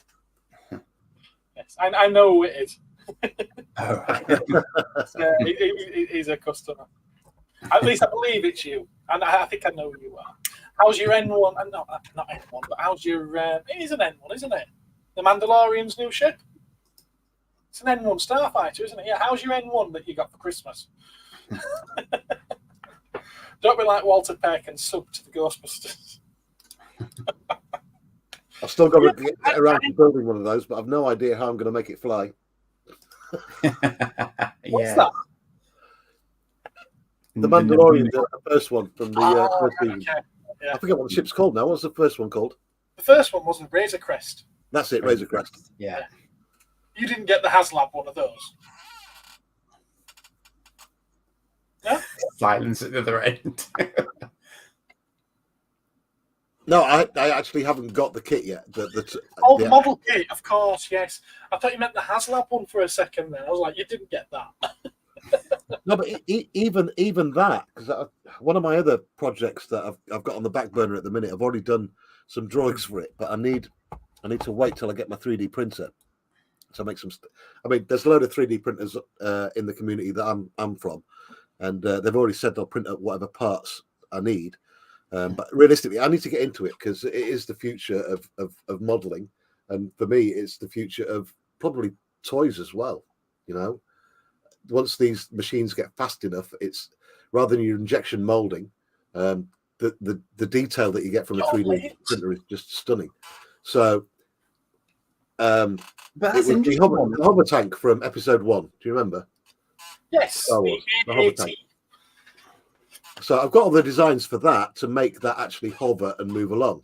So that is going to be one of the projects for possibly 2025, because they do take a long time to build and fiddle about with and tinker with them to get them right. But basically, it's just a hovercraft. So I'll get the original, one of the original models. I think there's a 1:32 scale still available. Sorry?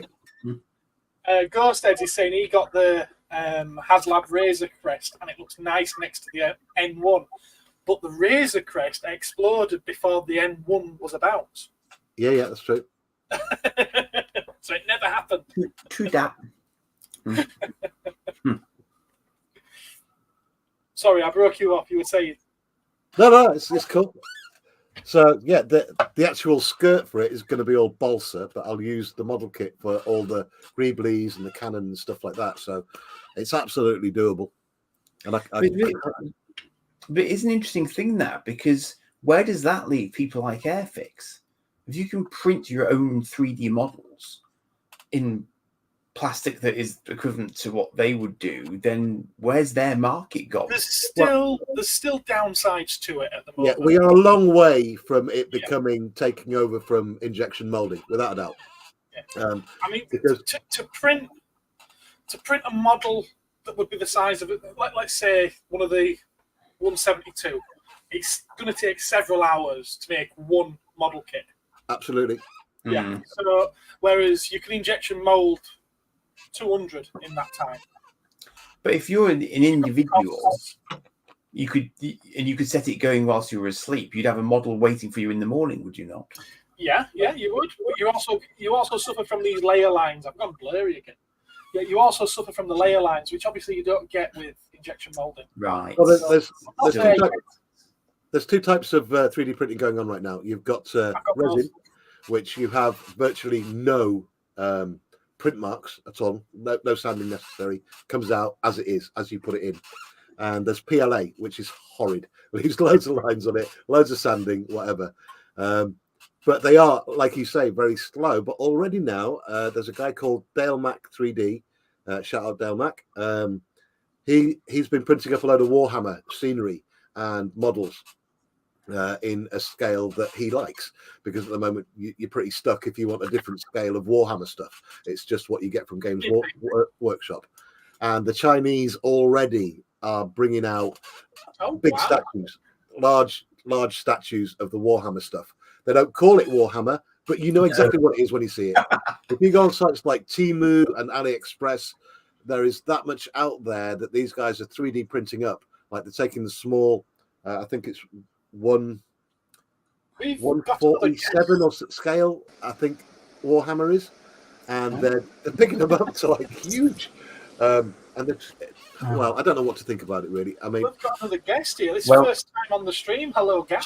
China is like intellectual property. We've heard of it. You know, it's. Hello, Mr. Gareth. Hello, Gap. How are you doing? I am doing fine. I am watching Top of the Pops. Top of the Pops. Okay. I know it's been cancelled for 20 years, but yeah, Gap's from across the pond. What time is it over there, Gap? it is approximately 5 hours and 2 minutes, 5:02 p.m. There goes the stream. I am going. At least I entered the stream, Mark. You didn't. Yes, that's right. And the kitty claws come out. And I don't have a big no sign on my face on a card. I didn't use that one. You know, I was looking at you guys' cards, and I'm like, well, how come one of them has Mark with an Ed and Mr. Spectrum with a no sign on it, and the other one didn't? I was like, maybe that one with the no sign doesn't like them anymore. That was an update. Yeah, it was an update. After I'd set this stream to go out a couple of days ago, I found out that Mark wasn't going to be taking part. And I knew that Ed wasn't going anyway. So I thought, you know what, I'm going to have a bit of fun with this. And I changed the thumbnail. Let's put the no ghost sign across their face. He forgot to use it. That's hilarious. You know, if I was put my mind to it, I wanted to do one. You hear me, Mark? You hear me, Mark? I wanted to do animation of Mark outside your toy store. I will drink coffee for 20% off your toys. Wow, just reading what Ghost Heads UK podcast says. Yeah, I brought some 3D print files for the Gunstar from the Last Starfighter and once printed it for the size of. Oh, right, okay. I think you've told me about this. It would take too long to make. Wow. Yeah, it's not safe, yeah. Yeah, they said, yeah, definitely not. Definitely are safe around them. Fuck, you need to get out more. I do. I'm outside on my how do you call it in the UK? Is it a balcony or it's called a yeah. So I'd say I'm out on my big balcony outside. So I am outside, Mark. Balcony or veranda? Yes. Veranda. Veranda. Yes. I was sitting on my settee, then I came out to my veranda. What brought you onto the stream then, Gap? Because you've never bothered before. No, because I've never seen the link before. All right, okay. So wait a minute now. Let's hear it. Fair enough. About a month ago, I think I started popping it out there. Well, wait. I've been MIA, haven't I? You have, yes. Is everything? Are you well? Well, my sleep schedule's off. Okay. So, you know, and just to see Ed still in, Andy still in prison. Yes. Prisoner. I was looking at green screens last night, I'll have you know. So I'll be dead. Before I started the stream, but they'll reboot Space 1999 before you get a green screen. Right, challenge accepted. Well, we know what's happening next time, then, don't we? Yeah, right. The poster up. No, you know how your sleep schedule gets banged off, and you're like, Yeah. And that's the way it's been. But if I had seen it, I would have gotten on more. But I still want that Scotty, and you still have the Mego Scotty. Actually, no. Someone bought the 3 of them last week. Just over a week ago. How dare you sell to another patron? Yes. I promise you, when I come over there, I am going to be outside your store with a sign. And I'm going to go, my name is Mark. I wish to have 20% off. Even that doesn't get 20% off. Some of Mark's streams really cracked me up, because when he was trying to sell stuff, I asked him how much, and he said 50 pounds. And I asked him like 6 times, 50 pounds. I was like, is that your magic 50 pound number? Is 50 pounds your deal? But some people will haggle, some people will not. No, what I think would be fun is when you guys go to those car boots and the little stadiums for the shows. I would love to do that.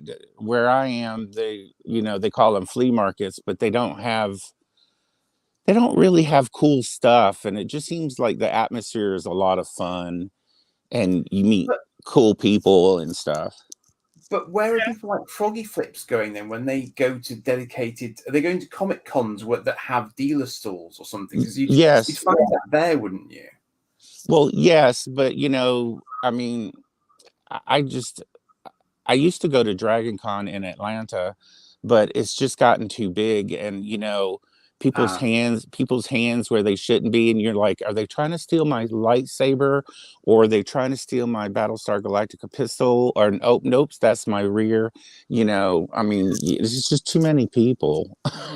Right. I can imagine that could be a bit overwhelming. Yeah. Yeah, literally, guys, like a can of what do you call those sardine things? Or a can of Vienna sausages in 4 hotels. And I'm like, I'm not doing that no more. Fair enough. Understandable. Yeah. Yeah. The last one I went, I met Nichelle Nichols and Michael Shanks. Oh, yeah. And Yes. Alexis Cruz, Stargate. Tracy Lords, porno actress. Actress. And that was a fun story, because I wasn't taking a picture of her. I was taking a picture across the room, and she thought I was taking a picture of her. So she had her bodyguards come up to me and say, "Can I see your camera? We want to delete that photo you just took." And I'm like, "You are not," and I was like, "They're touching me inappropriately." And then she goes, "You're a bitch." And I'm like, "No," I said, "It's nothing that no other people have done with your body, with your face on your body anyway. Remember your porno movies." I said, "We've seen everything and I'm not impressed." So I said, "Please tell your people to get their hands off." I'm not quite sure what I'm allowed to talk about on YouTube since going monetized, but just please bear that in mind, Gap. Oh, okay. I'll tell you about the story. Well, I know friends that I know I know friends that run the Dragon Con, right? So Yeah. they get me in free, and I get all access colored lanyard and badge, so I can take pictures in the dealer's room or the fan or the actors and actresses room, and they know not to get pissy with me because I've got all access.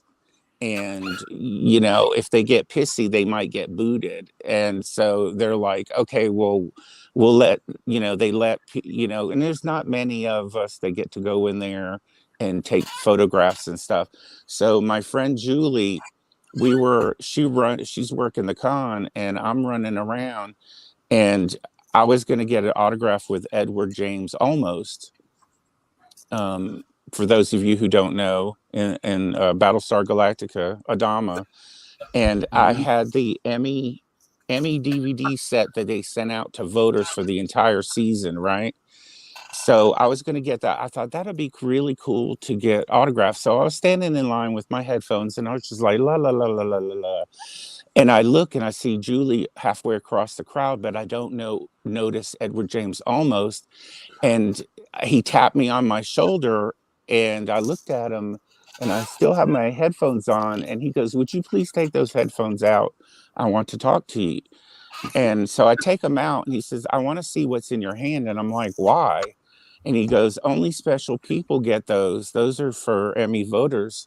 And he said, "Let me see it." And then Julie is right behind him, and he starts to sign my book, and she starts wailing and crying, and she started going, "Gary, I hate you, I hate you," because I had been getting free autographs all day from, because I had all these unique items, and the celebrity people that I had them from, they were like, "Ooh, I haven't seen that in a while. Here, let me sign that."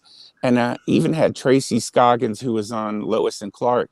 She said, "Looks like you got a headache." And I looked up, and I'm like, "Oh, hey, Kat." And she goes, "No, I haven't been that character in a long time, but do you need something for your headache?" And I said, "That would be nice."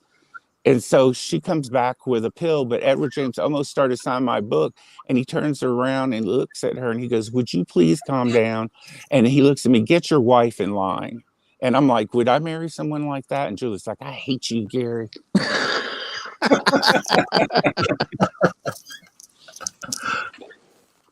But yeah, I've had a lot of fun with conventions, but where I am now, it take too long to travel. So and everything, but and then I always think of Andy when I look at my Eagle Moss Space 1999 section. Oh, Space 1999. Man, what a great show. Indeed, sir. They were going to do Space 2099, and it almost got off the ground. It could so And come then back. It would be an instant hit. it would be an instant hit if they don't screw it up. I mean, that's just like Stargate. I know some people at MGM, and it probably isn't going to even get close to coming out until 25, 26 or something, or they may wait until a big anniversary.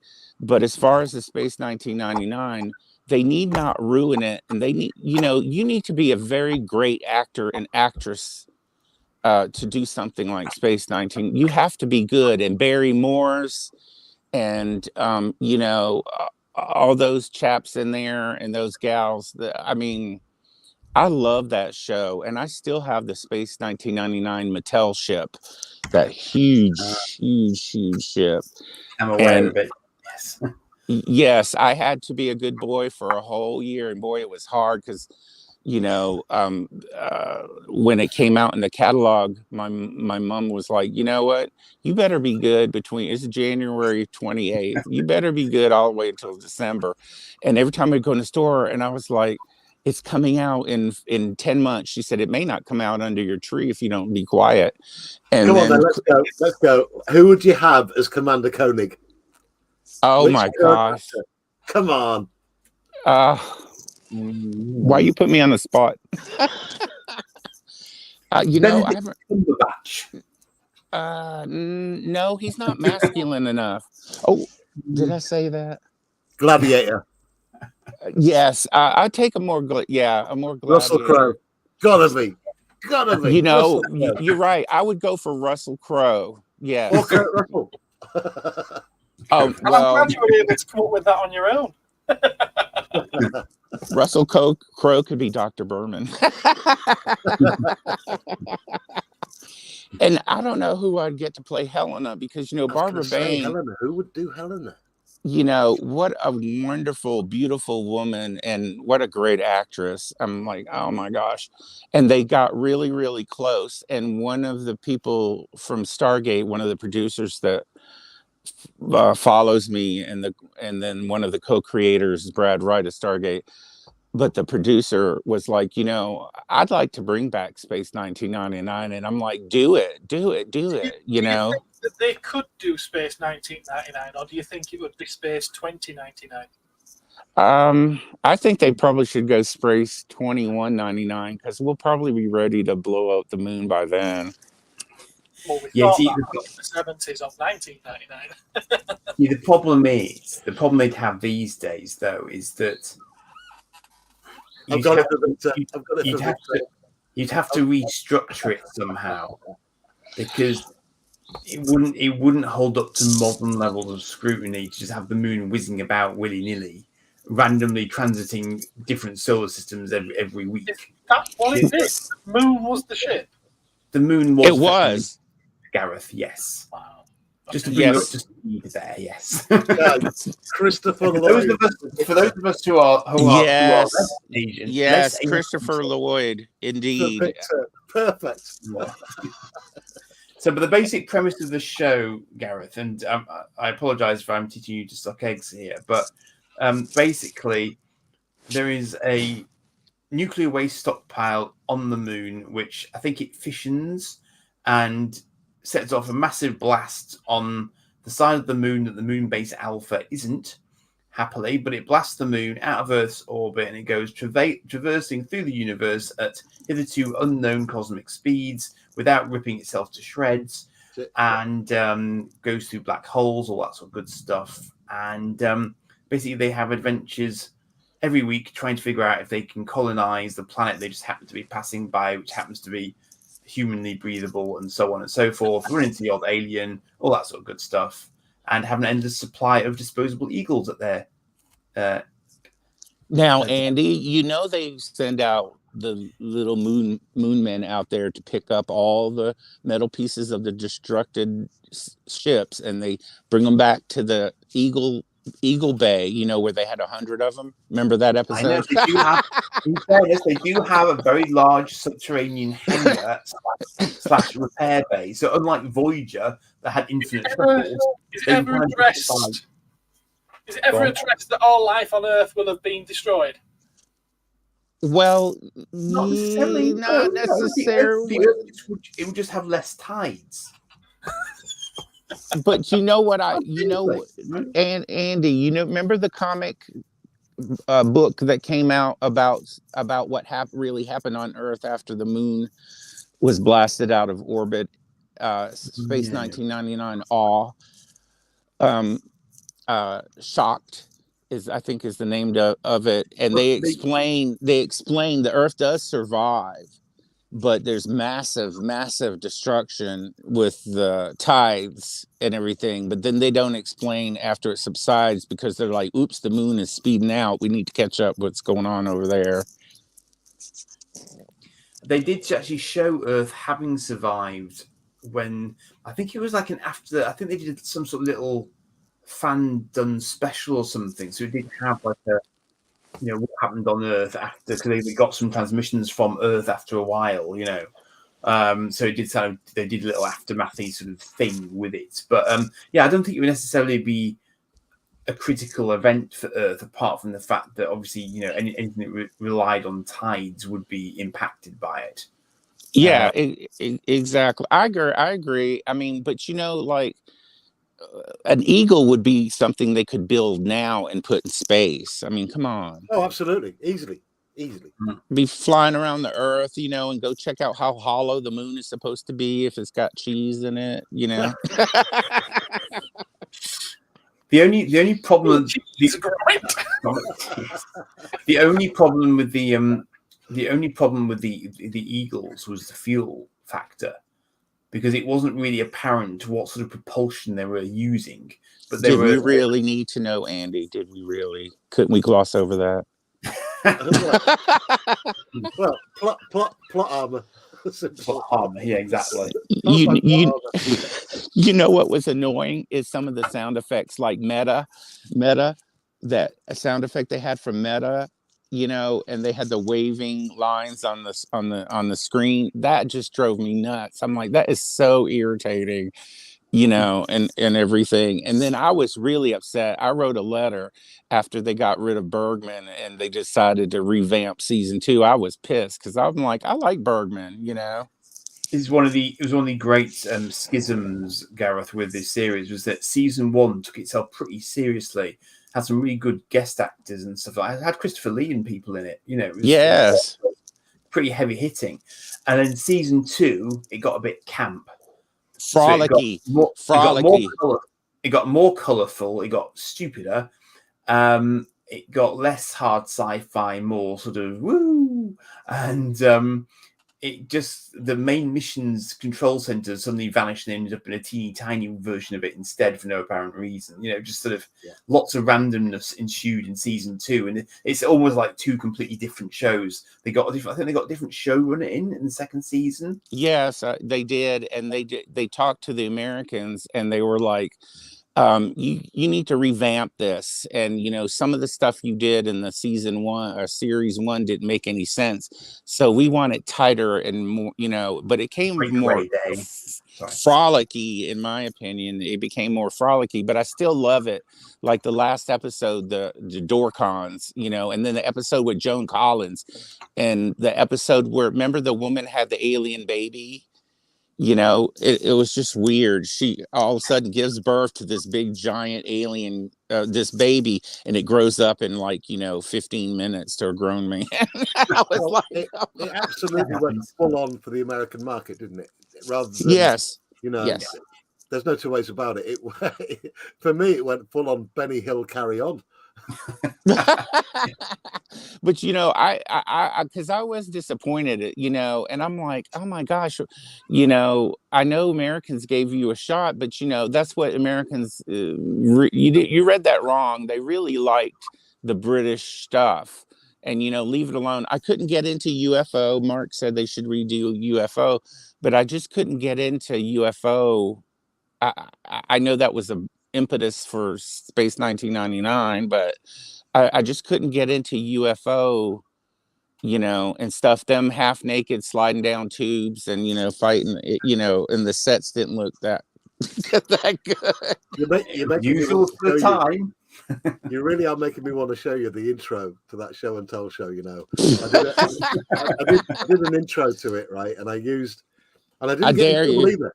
I didn't get in trouble, right? Check this out. I used the original Star Trek theme, right, for the intro, but I redid the voiceover from Captain Kirk, right, just into my own way. And I thought I was going to get struck for the music. Not a thing, not a sausage, right? And then towards the end of it, I redid the UFO theme, right, just the intro, and cut it up and looped it, right? And I got away with it. I used all that music, no copyright strike, and nothing, nada, not even a warning. And, wow. I did a load of graphics to it. Well, you can geek out in March when it starts again. It's only 2 minutes, but It's just, I can't believe I got away with it. The UFO thing, especially.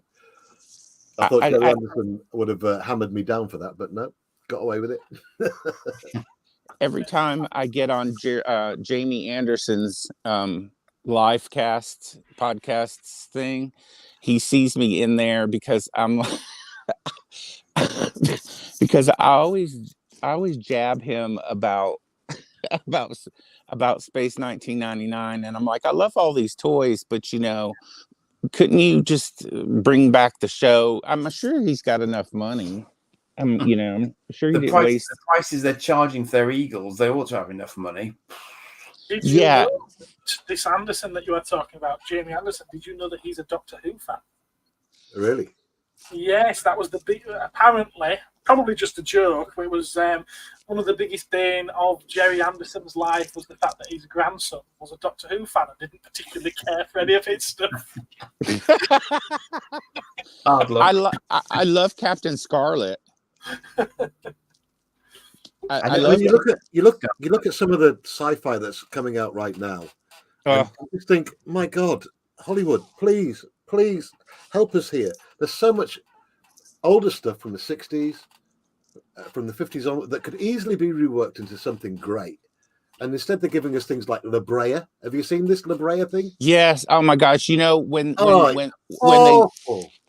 When they sunk down into the new, into the pit in La Brea, and they started noticing, oh my gosh, it's clues, and I was like, this is so stupid, yeah, the hell, you just sunk down into a 3,000, 5,000 foot hole. You should be dead, and the cars and everything exactly where you were standing. No, I don't think so. What a waste, complete waste. Oh, I think I saw a trailer for that thing. It's what I'm thinking of. Oh, don't. It's an offense to your brain. It really is. It's a complete offense. We are going through a time where there's infinite possibilities of things that could be done, and yet the things that they are choosing to do, or what they are choosing to do with the things, it's just destroying them. I'm just going to say one statement or one word. Okay. That's still out. That's part of the problem. Agendas. Yeah, definitely. That is just part of it. It's just still going on. There's people that are so bullish in the head that they just can't snap out of it, even though their stock prices. I mean, look at Paramount. Their stock price $5.50 or something. I mean, ridiculous. And there's yes, and they're doing a Section 31 movie with that Michelle Yeoh. She's great. She's a genuinely brilliant actress. Why are they doing a Section 31 movie? Yeah, I'm prepared to be because shocked. They can be darker. Right? Because, whoever you are, live your life. I don't care what sexuality you are. I don't care what you do for a living. I don't care. Just be happy with what you do, right? But when you get to a stage, and Rebel Moon, case in example. Moon, right? Rebel Moon, case in example. I was watching the movie, perfectly happy with the movie, and out of nowhere, two girls kiss for no reason whatsoever, right? I've got nothing against it. Boys can kiss boys, girls can kiss boys, if it's got something to do with the story. It was just agenda, absolute agenda. They did the same at the end of Rise of Skywalker, though, didn't they? I'm sure it was Rise of Skywalker where... No. A youngish girl gets out of a cockpit of an X-Wing, walks over to this old woman, and they just snog. And I'm like, what's it got to do with the story? Does that need to be there? No. I'll throw it in the same way as a sex scene, right? Yeah. I agree. Yes. Nowhere. What has that got to do with the movie? What are you telling us? Have you got that lack of a script? Have you got that lack of a script and that lack of quality that you need to throw sex into the mix? Yes. I'm not against sex. Trust me, I'm not. But if it's a romance story and it's about that couple getting together and whatnot, then fair enough. You would kind of expect it to be there. But if it just happens to be Star Wars Episode 4: A New Hope, and we'll go with But the thing is, Episode 5, Empire Strikes Back. If Han and Leia, I love you. All right, okay, kids dropped off and we start going at it. Yeah, here, look at my blaster, Leia. And the overboard the overboard daddy issues Sorry, from I'm not Darth Emo, you know. What the hell? Don't forget to push the message and the gender, make it work. Yeah. the thing is, it's the old adage that they think that sex sells, therefore they'll put it in there. I mean, I've read science fiction books that suddenly have a sort of gratuitous sex sequence for no apparent reason. I'm just thinking, you're just doing it just because, aren't you? And you can tell it's not even the main writer probably doing it. It's someone else completely who's just been hired to do that and stick it in there just for a bit of titillation during the course of the book. And it's like, it's pointless because you don't need it, Content out of character for the book. Yeah, the certain content I would expect it to be in certain stories, certain films, certain TV shows. You kind of expect it to have that in it. But if it comes out of the blue, then obviously it didn't belong there in the first place. Well, 99%, like what I don't know, your little history said. I mean, 99% of it does not need to be in anything, really. You can imply it, and we're not that stupid. Me, even as a little boy, with Star Wars, felt like something. By the time I figured out, by the time they said that Luke and Leia were brother and sister, I'm like, no. That I asked my mom, and she said, well, they did a touch of incest in Star Wars. That's what my mom told me. And it's like, it's the worst thing is that this crap is out there, and you can't bring it, you can't put it back in the can, in the genie bottle. It's out there, and it's going to attract some people with some massive problems, and they're just going to flock to it. And it's always going to be out there. But it looks like Hollywood's on an implosion course. They're ready for their moon to blast out of the orbit, because they still won't stop doing this garbage. I mean, it's just total garbage. Well, you look at what's going on with entertainment now. No, there's less and less people as weeks go by watching standard TV, terrestrial TV. Even the subscription-based things are getting less and less. Guess who's getting the views now? YouTube, Twitch, Twitter, when they stream. It is just incredible. People have moved. I talk to people who haven't watched terrestrial TV for decades. Since the internet exploded, all they watch now is stuff on YouTube, stuff on the internet from streamers. And it shows you, my God, we aren't scripted. We aren't actors. A TV license around about 12 years ago. Yep. And because at that point I was watching more stuff on Netflix, Amazon, and my own copies of DVDs and probably not Blu-rays at the time, but certainly DVDs. So what's the point in having? What's the point? I found that I would sit there with the remote, just flipping channels and all the way back down, trying to find something to watch. And before you know it, an hour and 20 minutes gone by. I could have just picked a DVD and put a film on. Yeah, do you guys have to still pay that TV license? Yeah, absolutely. That is rubbish, bull BS. You know what I'm saying. Naughty words. Yes, yes, multi words. I mean, when I would be like, no, I cut the cord. I have an antenna that I can get 65 broadcast channels. I only watch Star Trek every night at 7 p.m. Central Time. And the rest is I watch you guys, and I watch YouTube the most. It's like my television, like you said, little history. It's like my TV, and it's more. You guys are more entertaining than any television show. I wish I could remember the show I stopped watching because there was so much gratuitous nudity in it. It was like every 5 seconds, and I'm like, what does that have to do with the story? What is going on here? Every 5 minutes, gone up again this year. Oh, wow. Yeah, the TV license has gone up £10.50. The thing is, personally, I do quite like the BBC because I think the news, mind you, even the quality of its news articles is a bit. The language is going a little bit sort of loose compared to what it used to be like. Loose on the BBC, isn't that the one where the chick got caught shooting the bird? What are you talking about, loose, Andy? They've fallen off the cliff. You always walk the tightrope, my friend. I'll play devil's advocate here for a second. Okay. Because where would shows like Doctor Who have come from if it hadn't been for the BBC? Exactly. True. Where would shows like Blackadder? Where would Monty Python have come from? I completely agree. I think in its day, it's a balance thing. Yeah, in its day, definitely. Yeah, but not now. It was worth the license fee in its heyday. I think the BBC should become advert supported. I think for people who want to pay for that service, they should not be forced to pay for the service. If you believe it's a value for money, then you pay for it. I currently don't watch anything on the BBC at all. My wife does, though. She likes her Coronation Street. She likes her Easter. Sorry for our American friends who don't know a clue what these shows are. But they're just, shows designed to numb your brain. Little history. You'll be surprised. Coronation Street is over here. Shetland.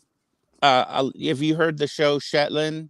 That is an excellent show. That's one of my favorite shows I get to watch. I like more British TV than I do American TV. American TV's just gone bonkers, but I can't remember the last. Actually, I'll play devil's advocate again. Where would The Expanse have come from if it hadn't been for Hollywood? Well, yeah, but they have every now and again. There's a little gem every now and again. Yeah. Battlestar Galactica, the new series from about a decade ago. Wow, just wow, blew me away. I thought, why can't every single one of those actors rule the planet right now? Because it was just genius. The whole premise of it, the ethos of it, the lore was just amazing. And still now, I must have watched the entire. How many seasons? I think 4. 4 seasons. I must have watched all 4 seasons about 12 times now. Just genius. The same as I did with Firefly. There we go. Firefly again. Firefly. Bless you, Hollywood. Okay, you cut it short, but bless you, Hollywood. Thank you very much. Anyway, I've had my rant. I've played that. Go on. I'm going to have to call it a night shortly because. I was just going to say I was planning on cutting this at 3.5 hours, and we're well beyond that now. I'm sorry. No, it's nice. Like Mark said, the new Battlestar Galactica is coming. I don't know. They've already changed showrunners already, so I don't know. And then they were going to do kind of like 2 Battlestars.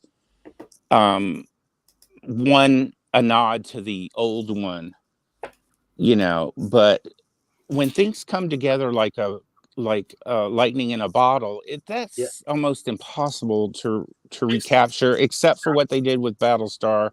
But they did it in a different way and did lightning in a bottle twice. I call that Battlestar Galactica, those 4 seasons, I call that the Breaking Bad of sci-fi. It was that good. Yes. And the other problem too is copycats. Even Stargate Universe tried to copy the camera things like they did in Battlestar Galactica. However, it did not fit their audience. And the audience was like, this reminds me of... Yeah, exactly. Anyway, I think we're going to leave it at that. So... I'm going to start with you, Gap. Is there anything you want to promote from your channel on here before we go? I would like to promote my most favorite male in all of the world, Mr. Gareth and Cosmic Toys. Please stop by for a free cup of Java at cosmictoys.co.uk. Is there anything you want to promote from your channel, Gap? My channel. I just do toy shorts of my vintage collection. Anywhere from old Battlestar to new Battlestar to Stargate. That's about all I really do. That's all I would like to say. My favorite. I ghost heads. Reboot Ghost. Mark. Yourself, Terry, do you want to promote? I was going to say, do you mind if I promote my show and tell show that's coming up beginning of March? You go for it. You won't get in trouble for this. I promise you. There is no. You won't get copyrighted for this intro. I'll just play you the intro. I think you'll like it. Hang on. I'll put it on present. Is there any nudity in there? Oh, but it is sexy though. Oh, it's this I'm adding, isn't it?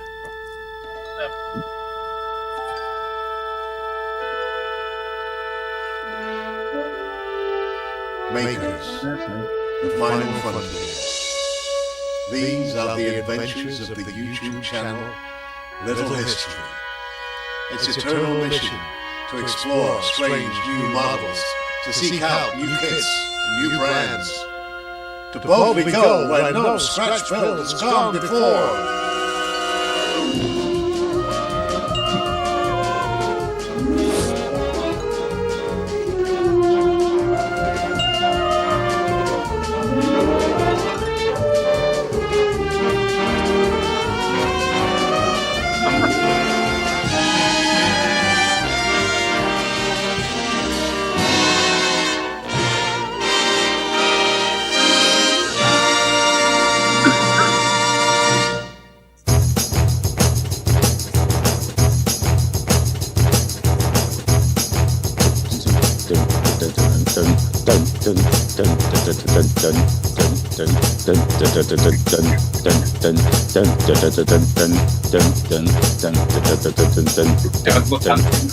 That's it. Cool. Terry, you just had that in your pocket. No, I said earlier I was just going down rabbit holes on YouTube tonight, and it came up in this channel came up in my suggestions from YouTube. So thank you, YouTube AI algorithmy thing, just mint. And I just floated around a few of the videos. Thought, oh, he's gone live. I started watching the live and thought, this is my cup of tea. I mean, you know, the two communities that we're well, the community that I'm part of is mainly makers and hobbies and things like that. But a lot of the community are into sci-fi and into toys and models and things like that and classic stuff. And it's perfect, absolutely perfect. So I thought I'd dive in and infect you all. We've all been infected. I actually have a massive, hard. On that note, good night, Gap. Take care. Oh, are you exiting me off the ship? We don't want to hear about your infections. Well, you gave them to me. Touche. I like it. There you are, Mark. Subs to. Oh, thank you so much. Thank you. I so did a much. few minutes back, yeah.